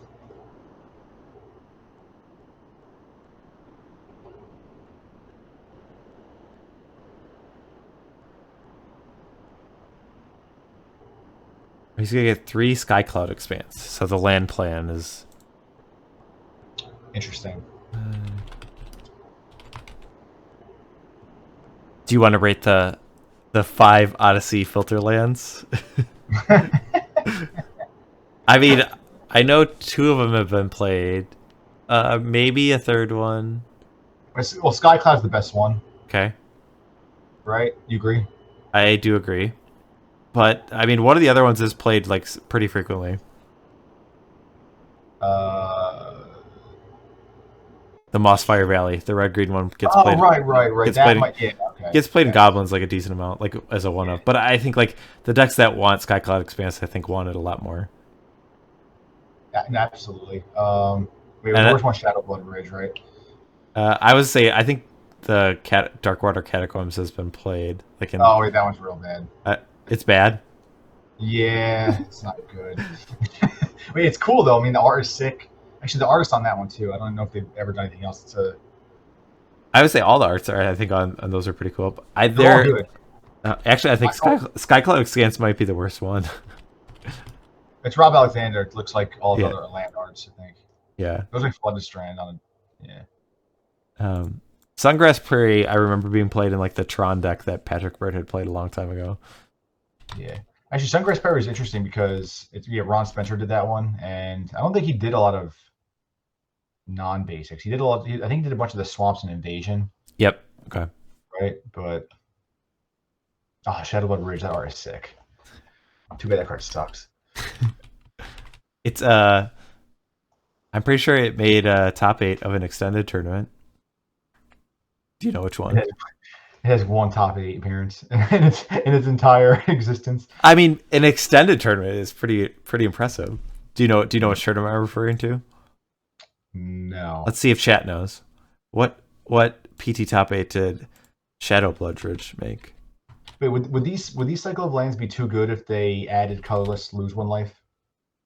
Oh, to lose in life? No, they would not be too good. No. Right. I thought you were just say just like tap for colorless in addition to what they did. And like, and I was being generous for the pre-modern era. Yeah. But the answer to my trivia question is Pro Tour Columbus. Olivier Ruel played it in his Burning Wish Goblins. wow. Yeah, so he had. I'm hoping 1. He did not win. Oh no, did he have only 1 in there? Oh, I think so. I don't remember. It's like if you're not running Soul Lands, it's risky. He had Rishan Import. Oh, we got Flores coming in. We got. Oh, Flores was on commentary for that match. Yeah. Well, I knew that. So sick. I've watched that match a lot. That's like one of my favorite top 8s. I think I'm gonna watch tonight. Pro Tour Los Angeles, I think, is my favorite, and then PT Columbus might be my second. Both actually commentated by Flores. So He's one of the best. oh, that reminds me. Like, did Randy Bueller's Twitter get hacked? And, like, I just like that was the only way I interacted with him, and it's like his most recent tweet is like about like promoting this random game or something that like does not like, and I don't think he's like done anything, and I'm just like, I was like searching Reddit. I'm like, what happened to Randy Bueller? And like I never got an answer. I'm like, well, I don't know. So if anyone knows how Randy's doing, I want to know. I'm surprised. I never got to meet Randy, but I've seen him like at tournaments, and obviously know him, like as being one of the greats. But I wonder if he is interested in pre-modern. I don't know if Flores talks to him. Well, I mean, like I know he got into like old school for a little bit, Yeah, but it definitely just seems like something that would just like fit his. Like, I mean, obviously he's familiar with all the cards and like has a ton of history and whatnot in it. So yeah, I definitely could see him enjoying the format. absolutely. And we didn't miss much from the game here. So Lanny he has 2 seals in play. Rich did a port in last turn, and I believe he kept. So we're on Lanny's turn now. Deep analysis. I doubt Rich is countering that. You don't kind of do that. There you go.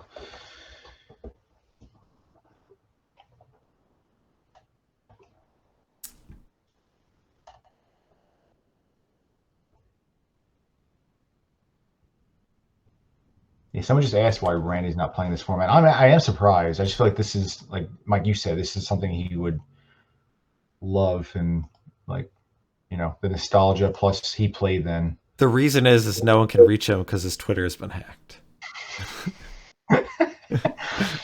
That's hilarious.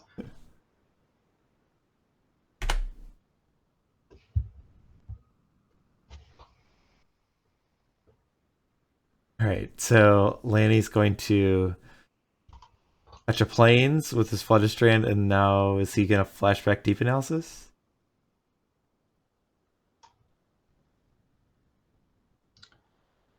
Probably. Rich isn't doing anything, and like this is like the time where Lanny can like pounce and take the advantage here. Oh, remember, I think another seal. Remember when I talked about like Rich going on a Dreadnought plan? Well, it doesn't look too good right now. Yeah. Unless he grabs some stifles. Actually, Flores. Flores tried to get Randy to come to Lobstercon. Oh. But it looks like he would have if he was at a board game convention that same weekend, or he would have went. Okay. Interesting. That would have been sick. He has one of the best calls ever, right? When the guy rips Lightning Helix. Yeah. So amazing. He's probably, I would credit him like with me falling in love with like competitive Magic. He really influenced like how I looked at the game. So absolutely, I loved like just all his commentary when he was like part of the Vintage Super League. Mm-hmm. Just very entertaining. His passion was just also like, that's one thing, like it was just unmatched. Like I don't know, it was so genuine. Just anytime he got excited, like I feel like I kind of have to like pretend to get excited about some like certain Magic plays, and like Randy was never faking it, which was I always thought was really cool. I agree. You can just tell it was like 100% authentic. Mm-hmm.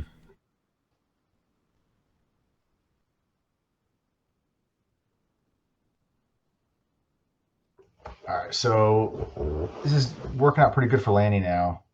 Second deep analysis. I wonder if Rich is not like the fact he's not doing anything. I wonder if he's still on the brain freeze plan. Unless his draws are just atrocious. He could be staring at a lot of Dreadnoughts in his hand if he's on that game plan, because I certainly wouldn't want to commit any amount of Dreadnoughts into this board. Yeah. But yeah, I mean, like maybe he's just waiting to the last moment. I mean, like obviously it's not like he's under pressure per se. So maybe he still is on the brain freeze plan.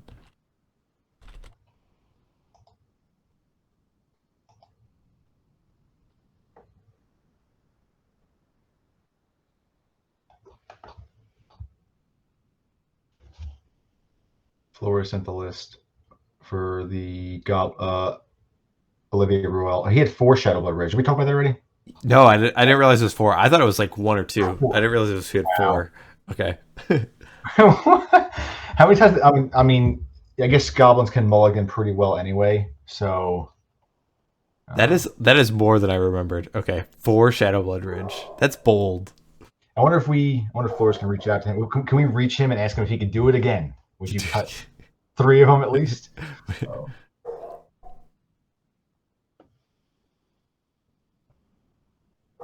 Yeah, I wonder if it's just like, yeah, if you approached it like again, like rebuilt that mana base, would you do the same thing? Like, I don't. My inclination is no. Like, but maybe. I mean, I guess I try to think with you had Bloodstained Mire, Sulphurous Springs, and Shadow Blood Ridge. I don't know what other like real cards. Like, I don't know if he had City Brass. I think he did because I think Pierre Canale had like used Russian Import to kill him with when he had City Brass in play. So I think he also had City. Um, yeah. Actually, that's a cool concept. Get like the Pro Tour top 8 from 2003 back, and would they change anything? Well, I know I've done like tournaments. I guess let's talk about the meddling mage. That's Oh, he named Plow. okay. Okay, so he's just gonna go like. I guess that's yeah. So he's just gonna try and attack with this a bunch. Yeah, but going back, so Pro Tour Columbus.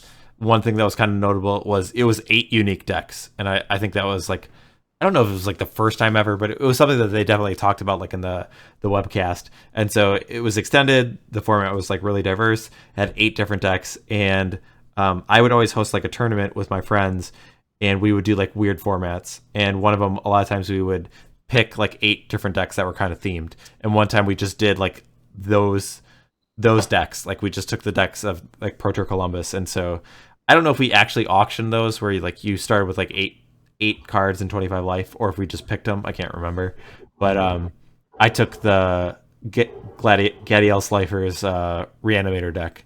I think I 3-0'd that event with my friends. So sick. yeah, Pure Molten Victory PK has also been a part of that some of the time. So yeah, it's always fun like to find different ways to incorporate kind of Magic's history. So Yeah, BK, you should run like an event at your store where you can only like try like the 2003, like whatever that standard era was, like that's the tournament. I always thought it would be like interesting if they just said like, all right, we're gonna have Invasion Block be the next PTQ, but it's like only online, like on Magic Online. Like That would be so sick. I mean like well it certainly would be really cool for all the boomers, and like you definitely would get to be like some people that like some like old pros like be like, all right, we're doing this now, I remember how to do this kind of thing. But it would just be kind of interesting to be like explore. I mean, maybe we're looking through it through rose-colored glasses because like now information just so more flowing, and it would just condense and not be that great. But I don't know. I've thought about that. I think it would be kind of cool. Or I mean, you could do the limited format too. Be like, all right, Invasion Block, Sealed Deck, or Draft, or whatever. That's going to be a PTQ format. All right, so Meddling Mage was on Plow. Rich paused for a little bit. Almost, he went to pass. Lanny was thinking, and now Lanny just cast Intuition. Sorry, he fetched Intuition. Now he's just looking, and it looks like it resolved. I don't know what you want here. I mean, Lanny, this. I don't think. Game Plow. Just 3 Opalescence. But then, like, you don't. I mean, you kind of want to draw those too in some way. I don't know.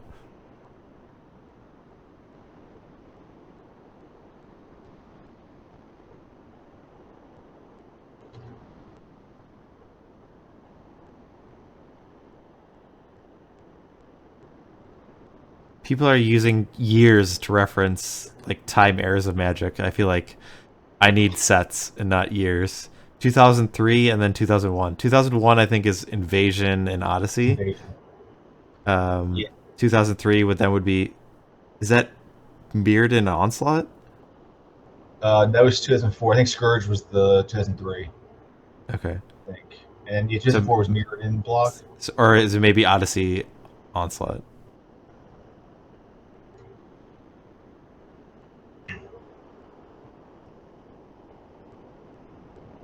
I wonder what the worst, like pre-modern era, what the worst standard like, Oh, Floors 2001 was horrible. well, BK disagrees. 99, 2000, Oh no, 99, no, 2000. or Mike Saga broken cards. Mike disagrees. Okay. Mike says it was Masks and Invasion was 2001. Oh, so that's like the Tom Vandalo, the one that championship, the Machine Head, that one won Worlds. Right, so interesting selection. Lanny's going with the 3. I mean, you see this a lot though. The Tide Wave and Opalescence. The split, yeah. So I think this could be it because Lanny's had time to set up here, and he's probably got. Let's see, what 2, 4, 6, 7, 8 mana. So he can have 2 abeyance now with the land. If he plays land next turn, he can abeyance, force a counter, abeyance again. Which is it's probably what's going to happen, right? Mike, he just goes. He has to go for it now. Yeah, I mean, like, this seems like a pretty decent spot. The one thing that's weird is, like, if Rich is naming a card like Swords to Plowshares, is that an indication that he's, like, got the combo half covered? Or is it just because he's anticipated that Lanny has swords in his hand?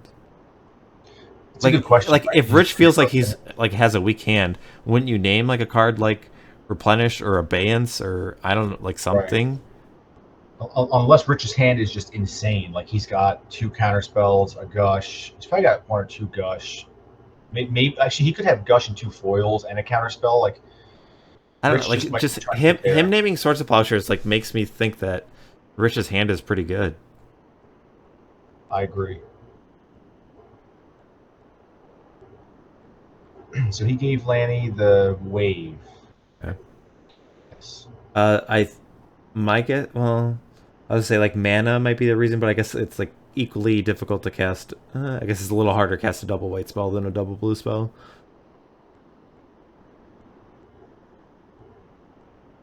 Lanny's just drawn so many cards. Like, I think he's set up pretty good here. But you never know.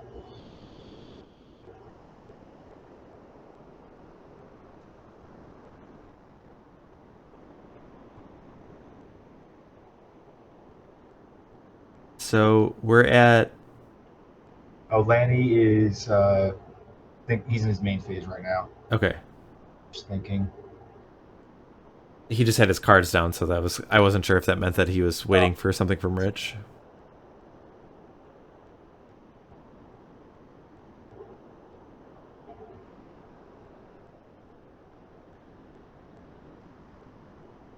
While they're thinking, Mike, what one card you can put into Premodern, what would it be? Only one. I have mine. Like, I'll do it in a heartbeat. What do you got? I don't know. I don't know, like, just one, but, like, Night's Whisper is a card I thought. Like, I've thought of Ancient Grudge, a lot. I don't know. Ancient Grudge, I'd probably say Ancient Grudge should be higher than Night's Whisper, just because, like, that versatility. Yeah. Yeah, that's a good one. I'm surprised we got Ray Revelation, but we didn't get, like, the Grudge till later. Well, I mean, like, in the pre-modern era, green didn't destroy it. Oh, I guess, did it destroy Artifact? Because, like, Naturalize was, like, really at the tail end. True. Yeah. But I guess before it would, I guess it destroyed more artifacts, like Crumble and, like, Creeping Mold. I guess Creeping Mold also destroyed enchantments. Right? Artifact enchantment land. Yeah, I don't know. Yeah, I forget. Yeah, Night's Whisper, I think, is probably the card I would say. What about you? Oh, Spell Pierce. Spell Pierce? Oh, okay, that's a good one. Yep. Also, like, Dispel is also, I think, one that I think would be kind of interesting too. That's probably my top 3, honestly. Okay. How good would Dispel be here? Both of them would be amazing right now. Yeah. Right? I've, like, thought about playing, like, Flash Counter. I don't even know if that's legal in pre-modern, because I think it was Legends and then, like, 8th edition. I don't know. I think about counter spells a lot.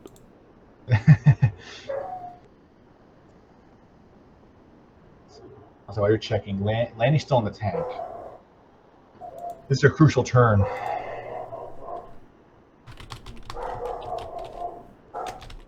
Yeah, my dog is very upset. Flash counter. I don't think I've ever seen that card. All right, flashing back to team analysis. Is Lanny? I'm trying to think. Does he not have? No, he's got a house. Does he not have a land drop? But he wants to be at 8 mana, so you get 2 abeyance.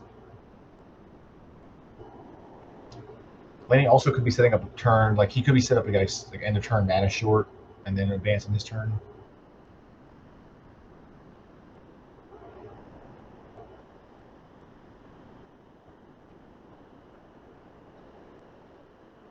Oh yeah, no problem.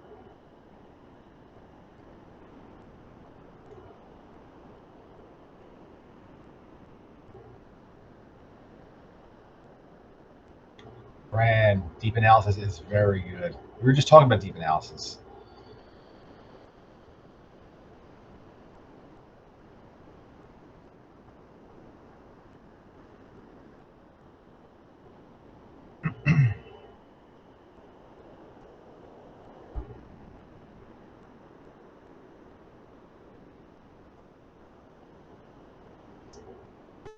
Well, I calmed her down a little bit. I don't know if it'll help. All right, did anything happen? No. Okay. Oh, he flashed back deep analysis, but I think you knew about that already, right? Yeah, I guess life totals have not changed since I left, so.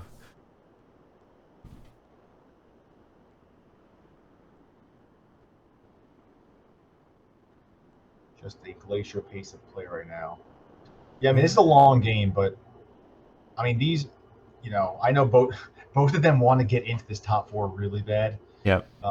Like they both just that competitive drive. And, This is an interesting situation. Like, if this card resolves, this seems really problematic. Like, the Meddling Mage is on Swords of Plowshares, so like, I don't like. It's probably unlikely that Rich has that card in his deck, but I mean, like, is there any way for him to deal with a resolved Exalted Angel? I don't know. Rich looked at his hand. He put it down. He's got his arms crossed. I think he's in the tank. But so Angel's a problem. I think Angel's very problematic for Dreadnought if this game is going on like this. Because now the Meddling Mage plan is basically... Yeah, it's nullified, yeah. Right. So this... I mean, really the only way... If this resolves, and there's a Meddling Mage on Swords, like, Dreadnought's the only way to, like, race that in any way, I think. I'm trying to think if there's anything else out of the Dreadnought list for Rich that he would do. I mean, unless he goes for, like, a turbo Brain Freeze. Yeah, This Exalted Angel seems very problematic. So it meets a counterspell, which immediately goes to the graveyard. I guess colorless mana is not going to represent a counterspell from Lanny, so he adds an Ancient Tomb to his board. How many cards does Lanny have left in his hand? Yeah, when he was looking before, he's got to be around 30, 35. Okay. 7, 14. Yeah, I don't think it's unlikely we're going to milling here.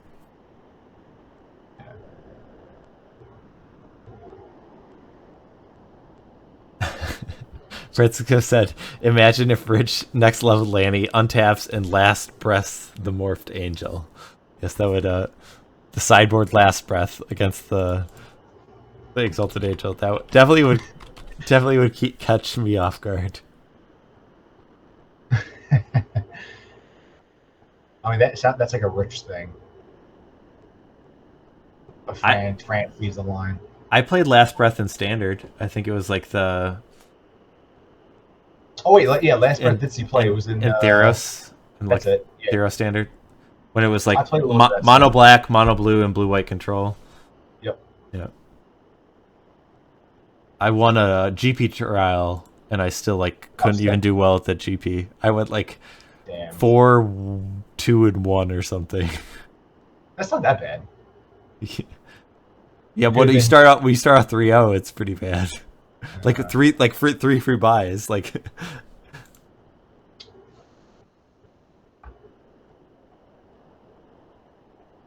what deck did you play?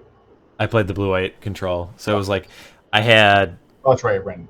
The only way I could win was like I had the Jace Architect of Thought and like one Elspeth. I had like 3 Jace Architect of Thought that could steal a threat from them, and then like Mutavaults and Elspeth, and it was sweet. That was sweet. That was Grand Prix Chicago.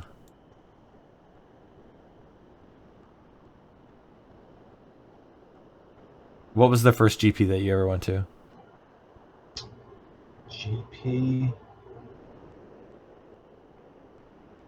Maybe. I remember off the New Jersey Turnpike there was a huge like IKEA warehouse thing. I wonder if anyone from chat remembers that. I think they ran one. It was like 2004, 2000, no, maybe 2004, 2003. It was an onslaught block. Okay. I was young. I went. I got crushed. What'd you play? Oh my god! Me, my brother, and my cousin and my friend. We all had like kitchen table brews. Okay. But we did play the real decks, like from Scribe Magazine and stuff. We had like Kai's deck and Flores, like all their decks together. But we thought like our decks were actually good. But we learned the hard way. There definitely was a point where I was a little kid. I said the only reason that these people are doing well, better than me, is because they have access to all the cards and I don't. That's what I said as a 10-year-old boy, and I quickly learned that was not the case. So funny. So Rich is thinking over this impulse.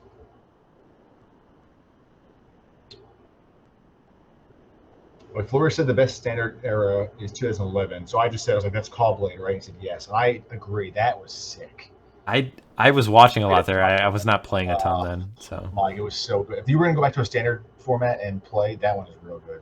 I have a lot of nostalgia for Lorwyn standard, anything with Lorwyn. Okay. And then I'm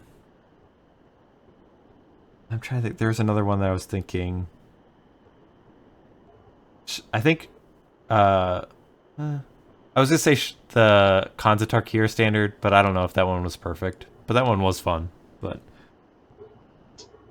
Khans. There was like the Jeskai Black. I played the Red Green Landfall. Or it was a Targa deck wins. There was like a tokens deck, like there was Rally the Ancestors. There was like just a Abzan deck. Oh, there's a lot of stuff. Oh wait, yeah, I remember that. Siege Rhino. Yeah. Yeah. I'm trying to think what the set was. I don't know if you remember the standard era of when the Aristocrats was a deck. In what iteration? So like there was a Rally the Ancestors that was an Aristocrats deck in some way.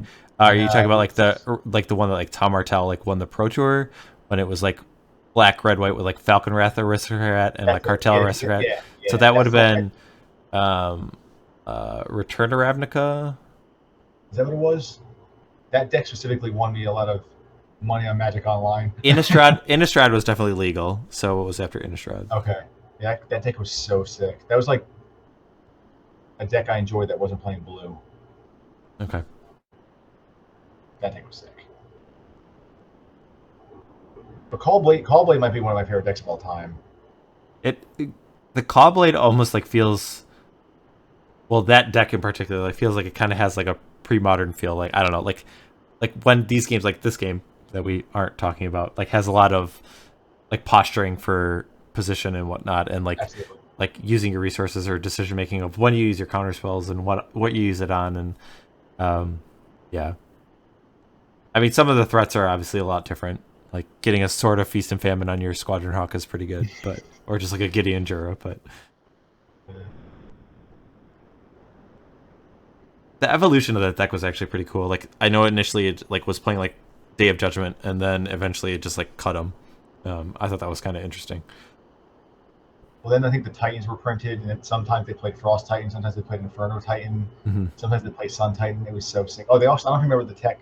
They had Cunning Spark Mage with Basilisk Collar. Oh, that was the one Pro Tour I played in. Oh, no way. It's sick. Pro Tour San Diego. That was I think the technology that like LSV and like I think Tom Ross had like made their deck.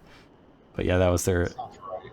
But that was the Naya deck. That wasn't in the. I don't know if like the Callblade ever had. Did Callblade ever have like Splash Red? I think so with Inferno Titan. Okay. All right, so Lanny's thinking. So wait, what happened before? Rich Impulse. He thought for a while. Tag pass turn. Now Lanny is thinking. That is Head in the hands. yeah, I would say that's not the posture of a confident player right now. He's deep in thought, trying to figure things out. I mean, like, I don't know if it's actually been on his mind, but he kind of did mention that like the nightmare scenario is still alive. So I don't know if that's like wearing on him at all. He's kind of like, oh man, like everything's going wrong. I might actually not make the top 4 when he was actually in a really good seeding before tonight. So I mean, it's got to be. Lanny he's so competitive. um, like he's got to be thinking about it. Even though I know he can definitely get locked in. Um, got to be thinking about it though. Like how could this be possibly slipping away? Um, he's still in it. I mean, I'm just trying to think. Like the awkward thing is, the ancient twos are so bad right now. So he's got to pick the right time that he's gonna actually go for it.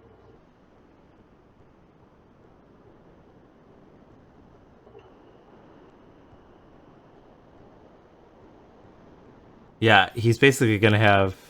He's got to decide like it is an interesting wait where he's saying like, okay, I could pass a turn and have like a better chance in terms of more resources, but if I'm at less life because the meddling mage that's attacking me, like the ancient tombs might not be able to be used.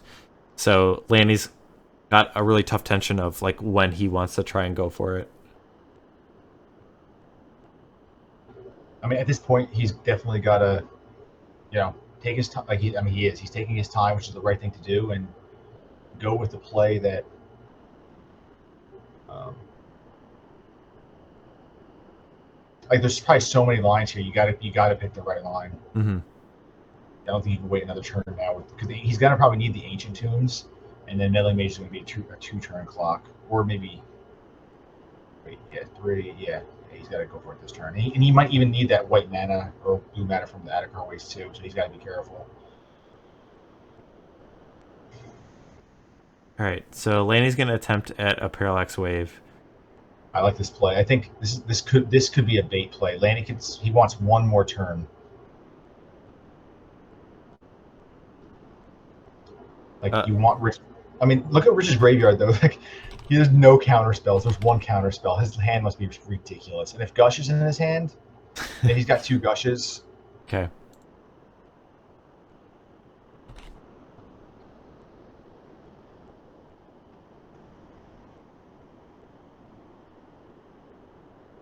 All right, so this wave is resolved. Wow. That Rich identifying that it doesn't matter in the long run. Like, yeah, you can exile my meddling mage, but after some time, it's just gonna come back, and I'm gonna kill you with it. I have no idea. This game is crazy. I'm kind of glad I'm not either one of them right now. Like, yeah, Lanny can't make a mistake. Like, he has to be very precise with his lands. Just because the meddling mage is going to be like, oh, City Trader is actually a really good land right there. But he's got to be very careful because the meddling mage is basically like a 1-turn clock. If he puts into 5 here, like Adakar Waste is basically dead because I'm assuming Landy's going to have the 2 abeyance line. And then go for it. But I guess, wait, Mike, is it risky, like, Rich playing another meddling mage could be a huge problem? Well, not per se, because the wave's in play. Oh, right.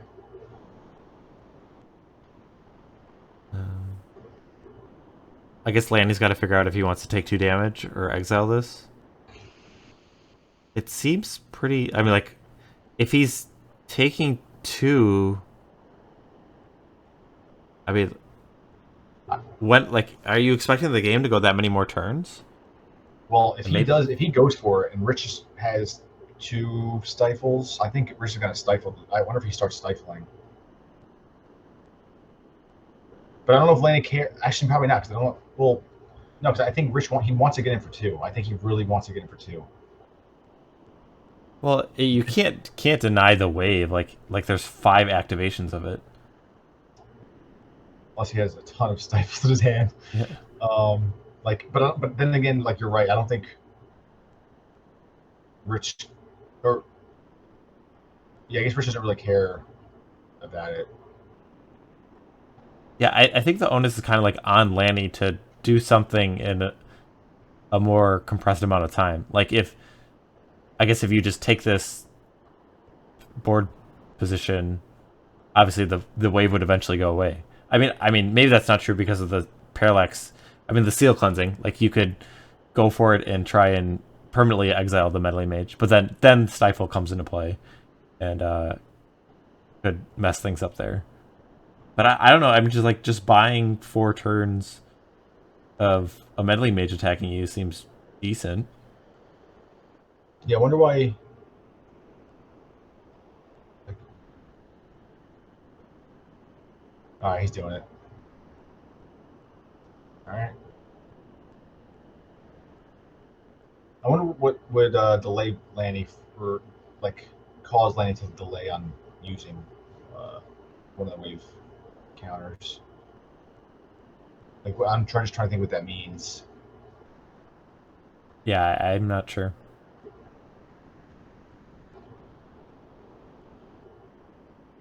France said, I feel like this match would be incredibly entertaining if we were inside Lanny's head. No, absolutely. I mean, Yeah, I'm sure we'll get a little bit of insight at like the post game, but like yeah, and then as Andy had said, like they might talk about it more in depth on his podcast. So mm, it might just be that he's really just trying to figure out his top 5 torment pay 3 life card orders, or Odyssey Filterland rankings. so now Rich is thinking, unless like we're at the end of turn and Lanny's thinking. It's hard to say.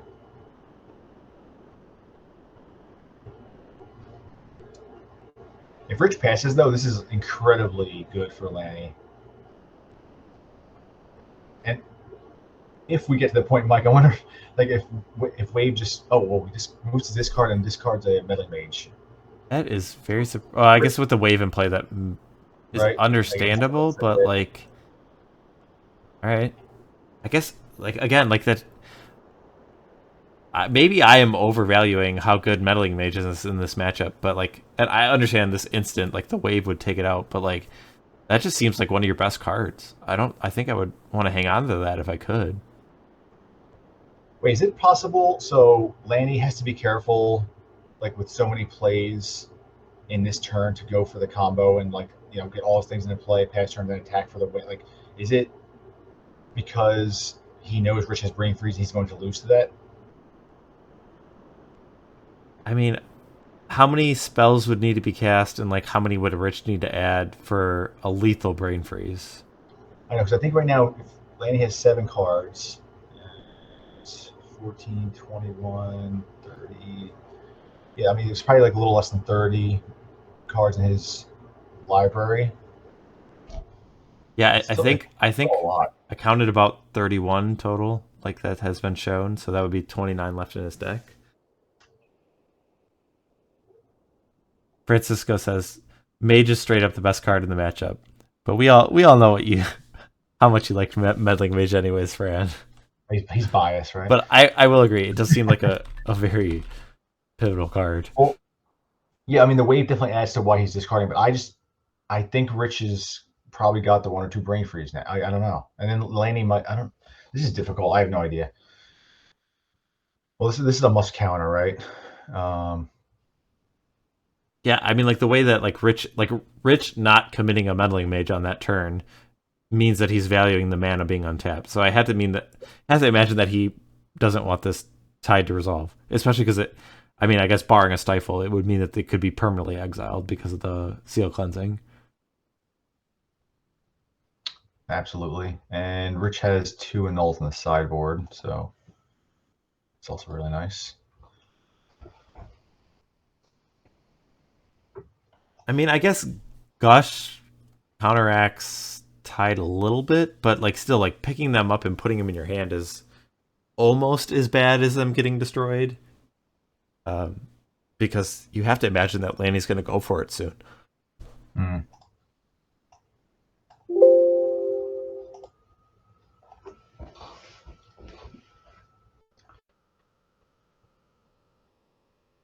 Is this the longest PSS match ever? No, the one between Flores and BK, I think, was like 2+ hours. Okay. I'm trying to think what, if any, other one was close to that. I think we're approaching 2 on this one, I think. Robin has said this is the longest MTG match ever.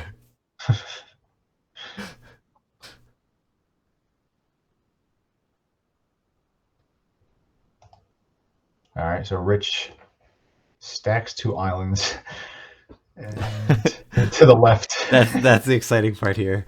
He's rearranged his islands to the left. What does he have in store? Is he bluffing? I wonder if he could be bluffing.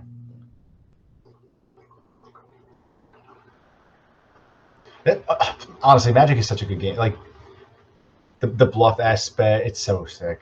There's so many things you can do. It's funny. Like I wish it were a little easier or like less costly to bluff. And like I almost feel like bluffing should be, well, not should be, but like I wish it was like more part of the game, because like sometimes it's like you could just play technically correct a lot of the time and not really like consider bluffing and still do pretty well in Magic. But like at a very high level, then like bluffing or reading or like that comes into play. I wish, because there are just so many times it seems like, yeah, you could do this bluff, but if you get called on it, it's like really detrimental to your game plan. But yeah, it's really nice anytime that you're able to set up a nice bluff and take advantage of it. Oh, absolutely. Yeah, no, I love that part of it, but I agree with you. It's probably not done enough. BK, I would never watch this again. BK, that's me, man. That's me. Come on. BK, you don't want to watch this tomorrow morning? Micah says, you want to know what's way more exciting than this? Verdant Forces, Lightning Angels, and Hypnotic Specters. And all 3 of those are in each of Mike's decks. And Mike's going to be playing next. He's going to be up against Tom. So you're going to be seeing likely one of those 3 creatures. Are you scared? Are you nervous now? You said you didn't get nervous. No, yeah. Absolutely not. No way. We see a Daze. A card that, I guess... Well, we might have action because he made Lanny count his library. Okay, it was Rich prompting Lanny to count as compared to Lanny counting himself. I would assume so. I would say like it almost might. If Lanny's thinking about his library, he might want to try and count discreetly, like by counting his permanents, as compared to like letting Rich know that he wants to know how many cards are in his library. So, right. It's funny the times that I do that. Like I feel like it's so obvious when I'm just like I feel like my eye, like I'm head nodding every time I'm counting my permanents. But wait, this is it.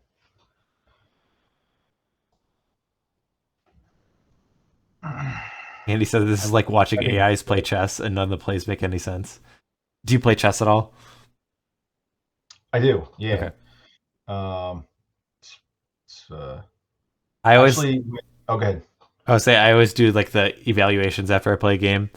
I get like real excited when I play like a brilliant move, and then it's like never the move that I thought it would be. I'm like, this move might have technically been brilliant, but I didn't realize it at the time, so I just don't feel like it means anything. No, it's funny.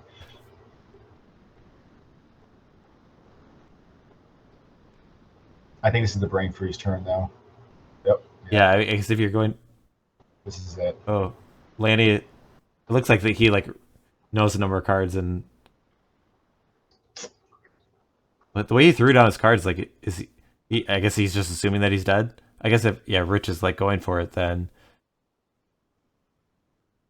4 cards from a Vision Charm, and then the number of spells we played. How many? It's tied. I think Storm's 4. Tide, Daze, Vision Charm, Gush, Brain Freeze. Was at least 5. Yeah, it's got to be it. I think when he was counting, it looked like there was like 14 or 15 cards left. There's got to be more cards than that. I mean, there might be a second Brain Freeze, but there's got to be more than like 15 cards in his deck, right? I thought so too. I was just trying to count his graveyard, his lands, his hand. But he was counting through. It looked like it was less than 20.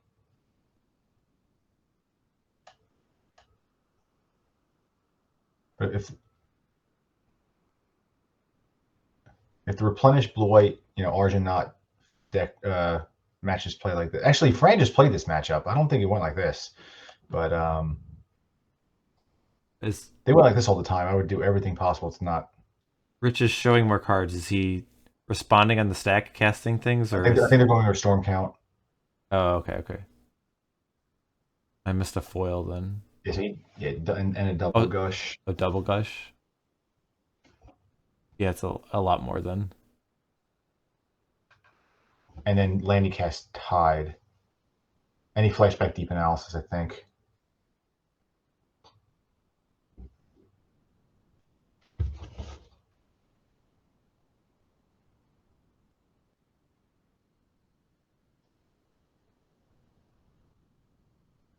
Three, 4, 5.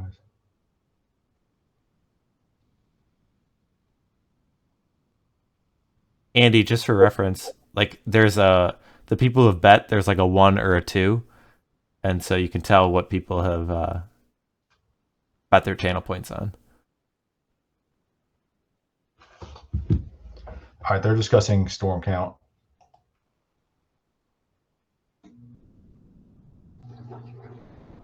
Yeah, I think it's 24 for the brain freeze.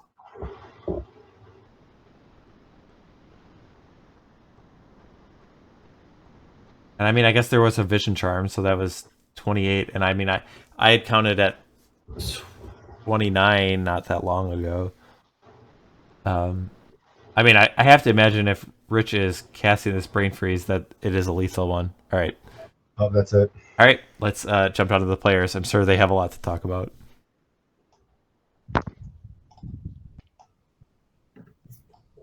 I can't even remember the last time I played a match that was that good. Well, yeah, except for I just knew this is what it feels like. This is what it feels like to play against Rich Shay. I was probably playing at 90. I mean, I don't know, whatever. Let's go back to what we normally say, which is just, I probably make one mistake a turn, but I made maybe 0.4 mistakes a turn this game, and I was like, I can cast Deep Analysis first, or I can just cast Parallax Tide first. And I scripted the turn, and I was like, well, I have 8 mana. I want to build towards next turn, because I think I was too committed to the stupid Tide getting countered. So I was like, if the Tide's getting countered, let's cast it second. And then so Rich did exactly 28. So the Deep Analysis added 5 deck damage to me. Yeah.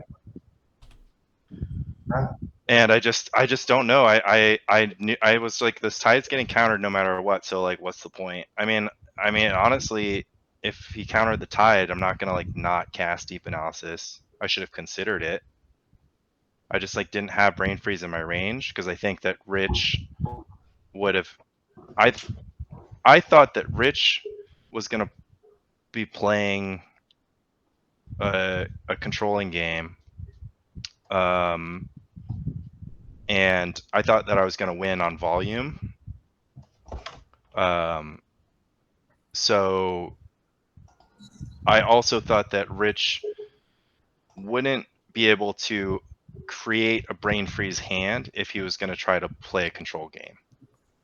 Because a brain freeze hand is like a bunch of brain freeze and like a bunch of cards that don't interact with what I'm doing. And oh my god, I just like this is what it's like. This is what it's like to play against Shay. You guys like I've played against. So this is a fun tidbit. I played against Rich Shay in my very first game of webcam Premodern, and he was testing Blue Black's Psychotog, and I was playing Grotog, and then very early on we had a conversation where Rich was like, I don't think Grotog's that good. It's good in Vintage, it's not that good here. And then Rich starts off, we like play our opening lands, and he has so little respect for Grotog that he was just like, well, I'm gonna play Blue-White Dreadnought because if Lanny thinks he's gonna like vindicate Blue-White Grotog, he's gonna like lose to my Dreadnought deck even if he says it's a good matchup. And I put Rich on the read that he just wanted to play land tax because he felt comfortable. Stupid Tom Metelsky had that same read, so he was like, "Don't play Grotog." Well, he didn't tell me what to play, but he was like, "I think Rich is gonna play Parfait," and I was like, "I also think Rich is gonna play Parfait, but I feel like my Grotog can beat all of his decks." Turns out Rich has no respect for Grotog. It doesn't matter. I could have just picked it. Right. And why do you know that I have no respect for Grotog? I didn't know you had that little respect for Grotog. I thought you had no respect for Replenish. So I thought you were just going to jam Parfait and just be like, oh, if Lanny plays Replenish, I don't have any respect for anyways. Sorry, we have to move on. Sorry, so Rich, you can take some speaking time. I'll talk about it on the podcast. Yeah. I'm so mad. I'll very quickly give you my. I boarded in all 15 cards. Oh, that was mentioned in chat by BK. I thought it was kind of a joke, but yeah, I have no idea what you took out, but I'm interesting to hear later. Yeah. Yep. That's a sick tidbit about the Dreadnought matchup. That was an incredible match. Seriously, that was an amazing 2-something hour match. That was awesome. And think about this: everyone at home wanted us to play in a 2.5 hour match. We didn't do it in a Parfait mode. Yeah. Right? I mean, Lanny was on Replenish, and I want some kind of mill contraption. And, So yeah, I think it was great because both of our decks' transformative sideboard plans came into play. Yeah. Exactly. So the reason I picked Dreadnought is I thought about what Lanny should do, and I realized that the actual correct play for him was to play Replenish. It was the actual right deck for him to play. And once I figured that out, I realized I couldn't play Parfait. Even though you've never lost to Replenish. I've never lost to it. Your list is scary, though. Your list is not built like other Replenish decks. So it's scarier. And I have never lost that matchup. But if I think that you're supposed to take Replenish, I just have to take Dreadnought. And we got into a very, very interesting game 3 where neither of us was willing to do anything. And I think that favors Dreadnought because the longer the game goes on, the more I'm just waiting to call my off. And none of this would be possible if I weren't playing Brain Freeze. But Brain Freeze is completely transformational. It lets you become a Xerox combo deck. And we just, hit that turn where Lanny deep analysis, and he played Tide, and then I said, can you confirm that you have 28 cards in your library? And yeah, exactly enough. Okay. So that was unbelievably close. What's crazy is Rich, after I cast Parallax Tide, he was like, you have 28 cards in your library, right? He's just like, it's the first time he mentioned my library in all 3 of the games. And I was like, well, I shouldn't have expected any less. Yeah. I'm just like, I've heard stories. I've even seen it. But I don't know. The amount of hubris that I just like, it's no words. No words. He truly is like, just this- he's so good. He's so good. It's unbelievable. Well, I really appreciate the kind words, Lanny. That really means a lot to me. I respect you as a player, and hearing those kind words from you really means a lot. Thank you. Yeah, I mean, freaking. It's just, the only thing we learned from this PS is that apparently Goblins isn't a good deck. No, Shay can't catch terrible me mistake. with it. But everything. That was a mistake, or I need to ask Jared to teach me how to play Goblins. Yeah, the Siege Gang Commander himself. It's a tactical deck, you know. You can't do anything else. Okay, sorry. I'm not a tactical player at all. Apparently, I'm a terrible tactical player, so put it next to Rock somewhere. I would say that game was really interesting. It's really, I feel like a lot of it went over my head. I got distracted at times, I'll be honest. I'll add one more thing. You're an extremely superb strategic player, and I think that you're also a great tactical player. And I think when matches are determined by strategy, you have a tremendous edge. You just lose some portion of your edge in matches that are determined by tactics. But it's like you still need tactics to execute on strategy, and I think that you did that.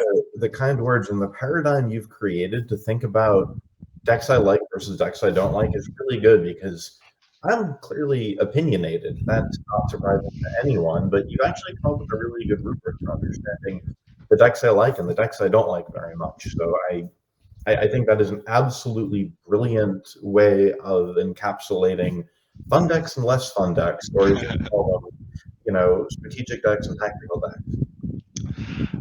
Well, thanks everyone. All right. And if I don't see you next week, thank you, Mike. Yeah. I can't believe that I'm living. Tom, please drink some coffee, whatever you need. The kids are in bed. Yeah, all the kids are asleep. In the room. Just like find your zen. Use the bathroom. Get yourself some water. I mean, if you have some Adderall, do some calisthenics. Get the blood flowing.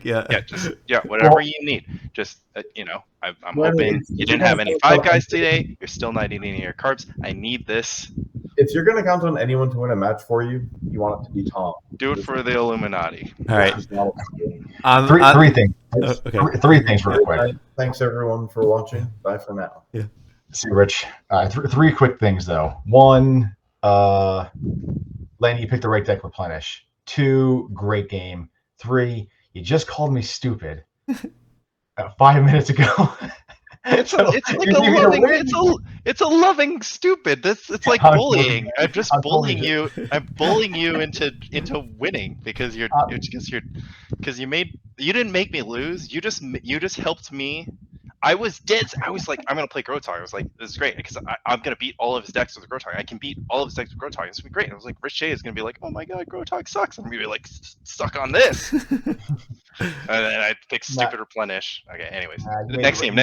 All right, we'll take a quick break. We still do have one more match. So Tom, you are jumping down. You're playing against Mike Arnold. So we got one last match to figure out our top 4. We'll take a quick break as we get things set up. Don't go anywhere, guys. Thanks for sticking with us. We'll be right back.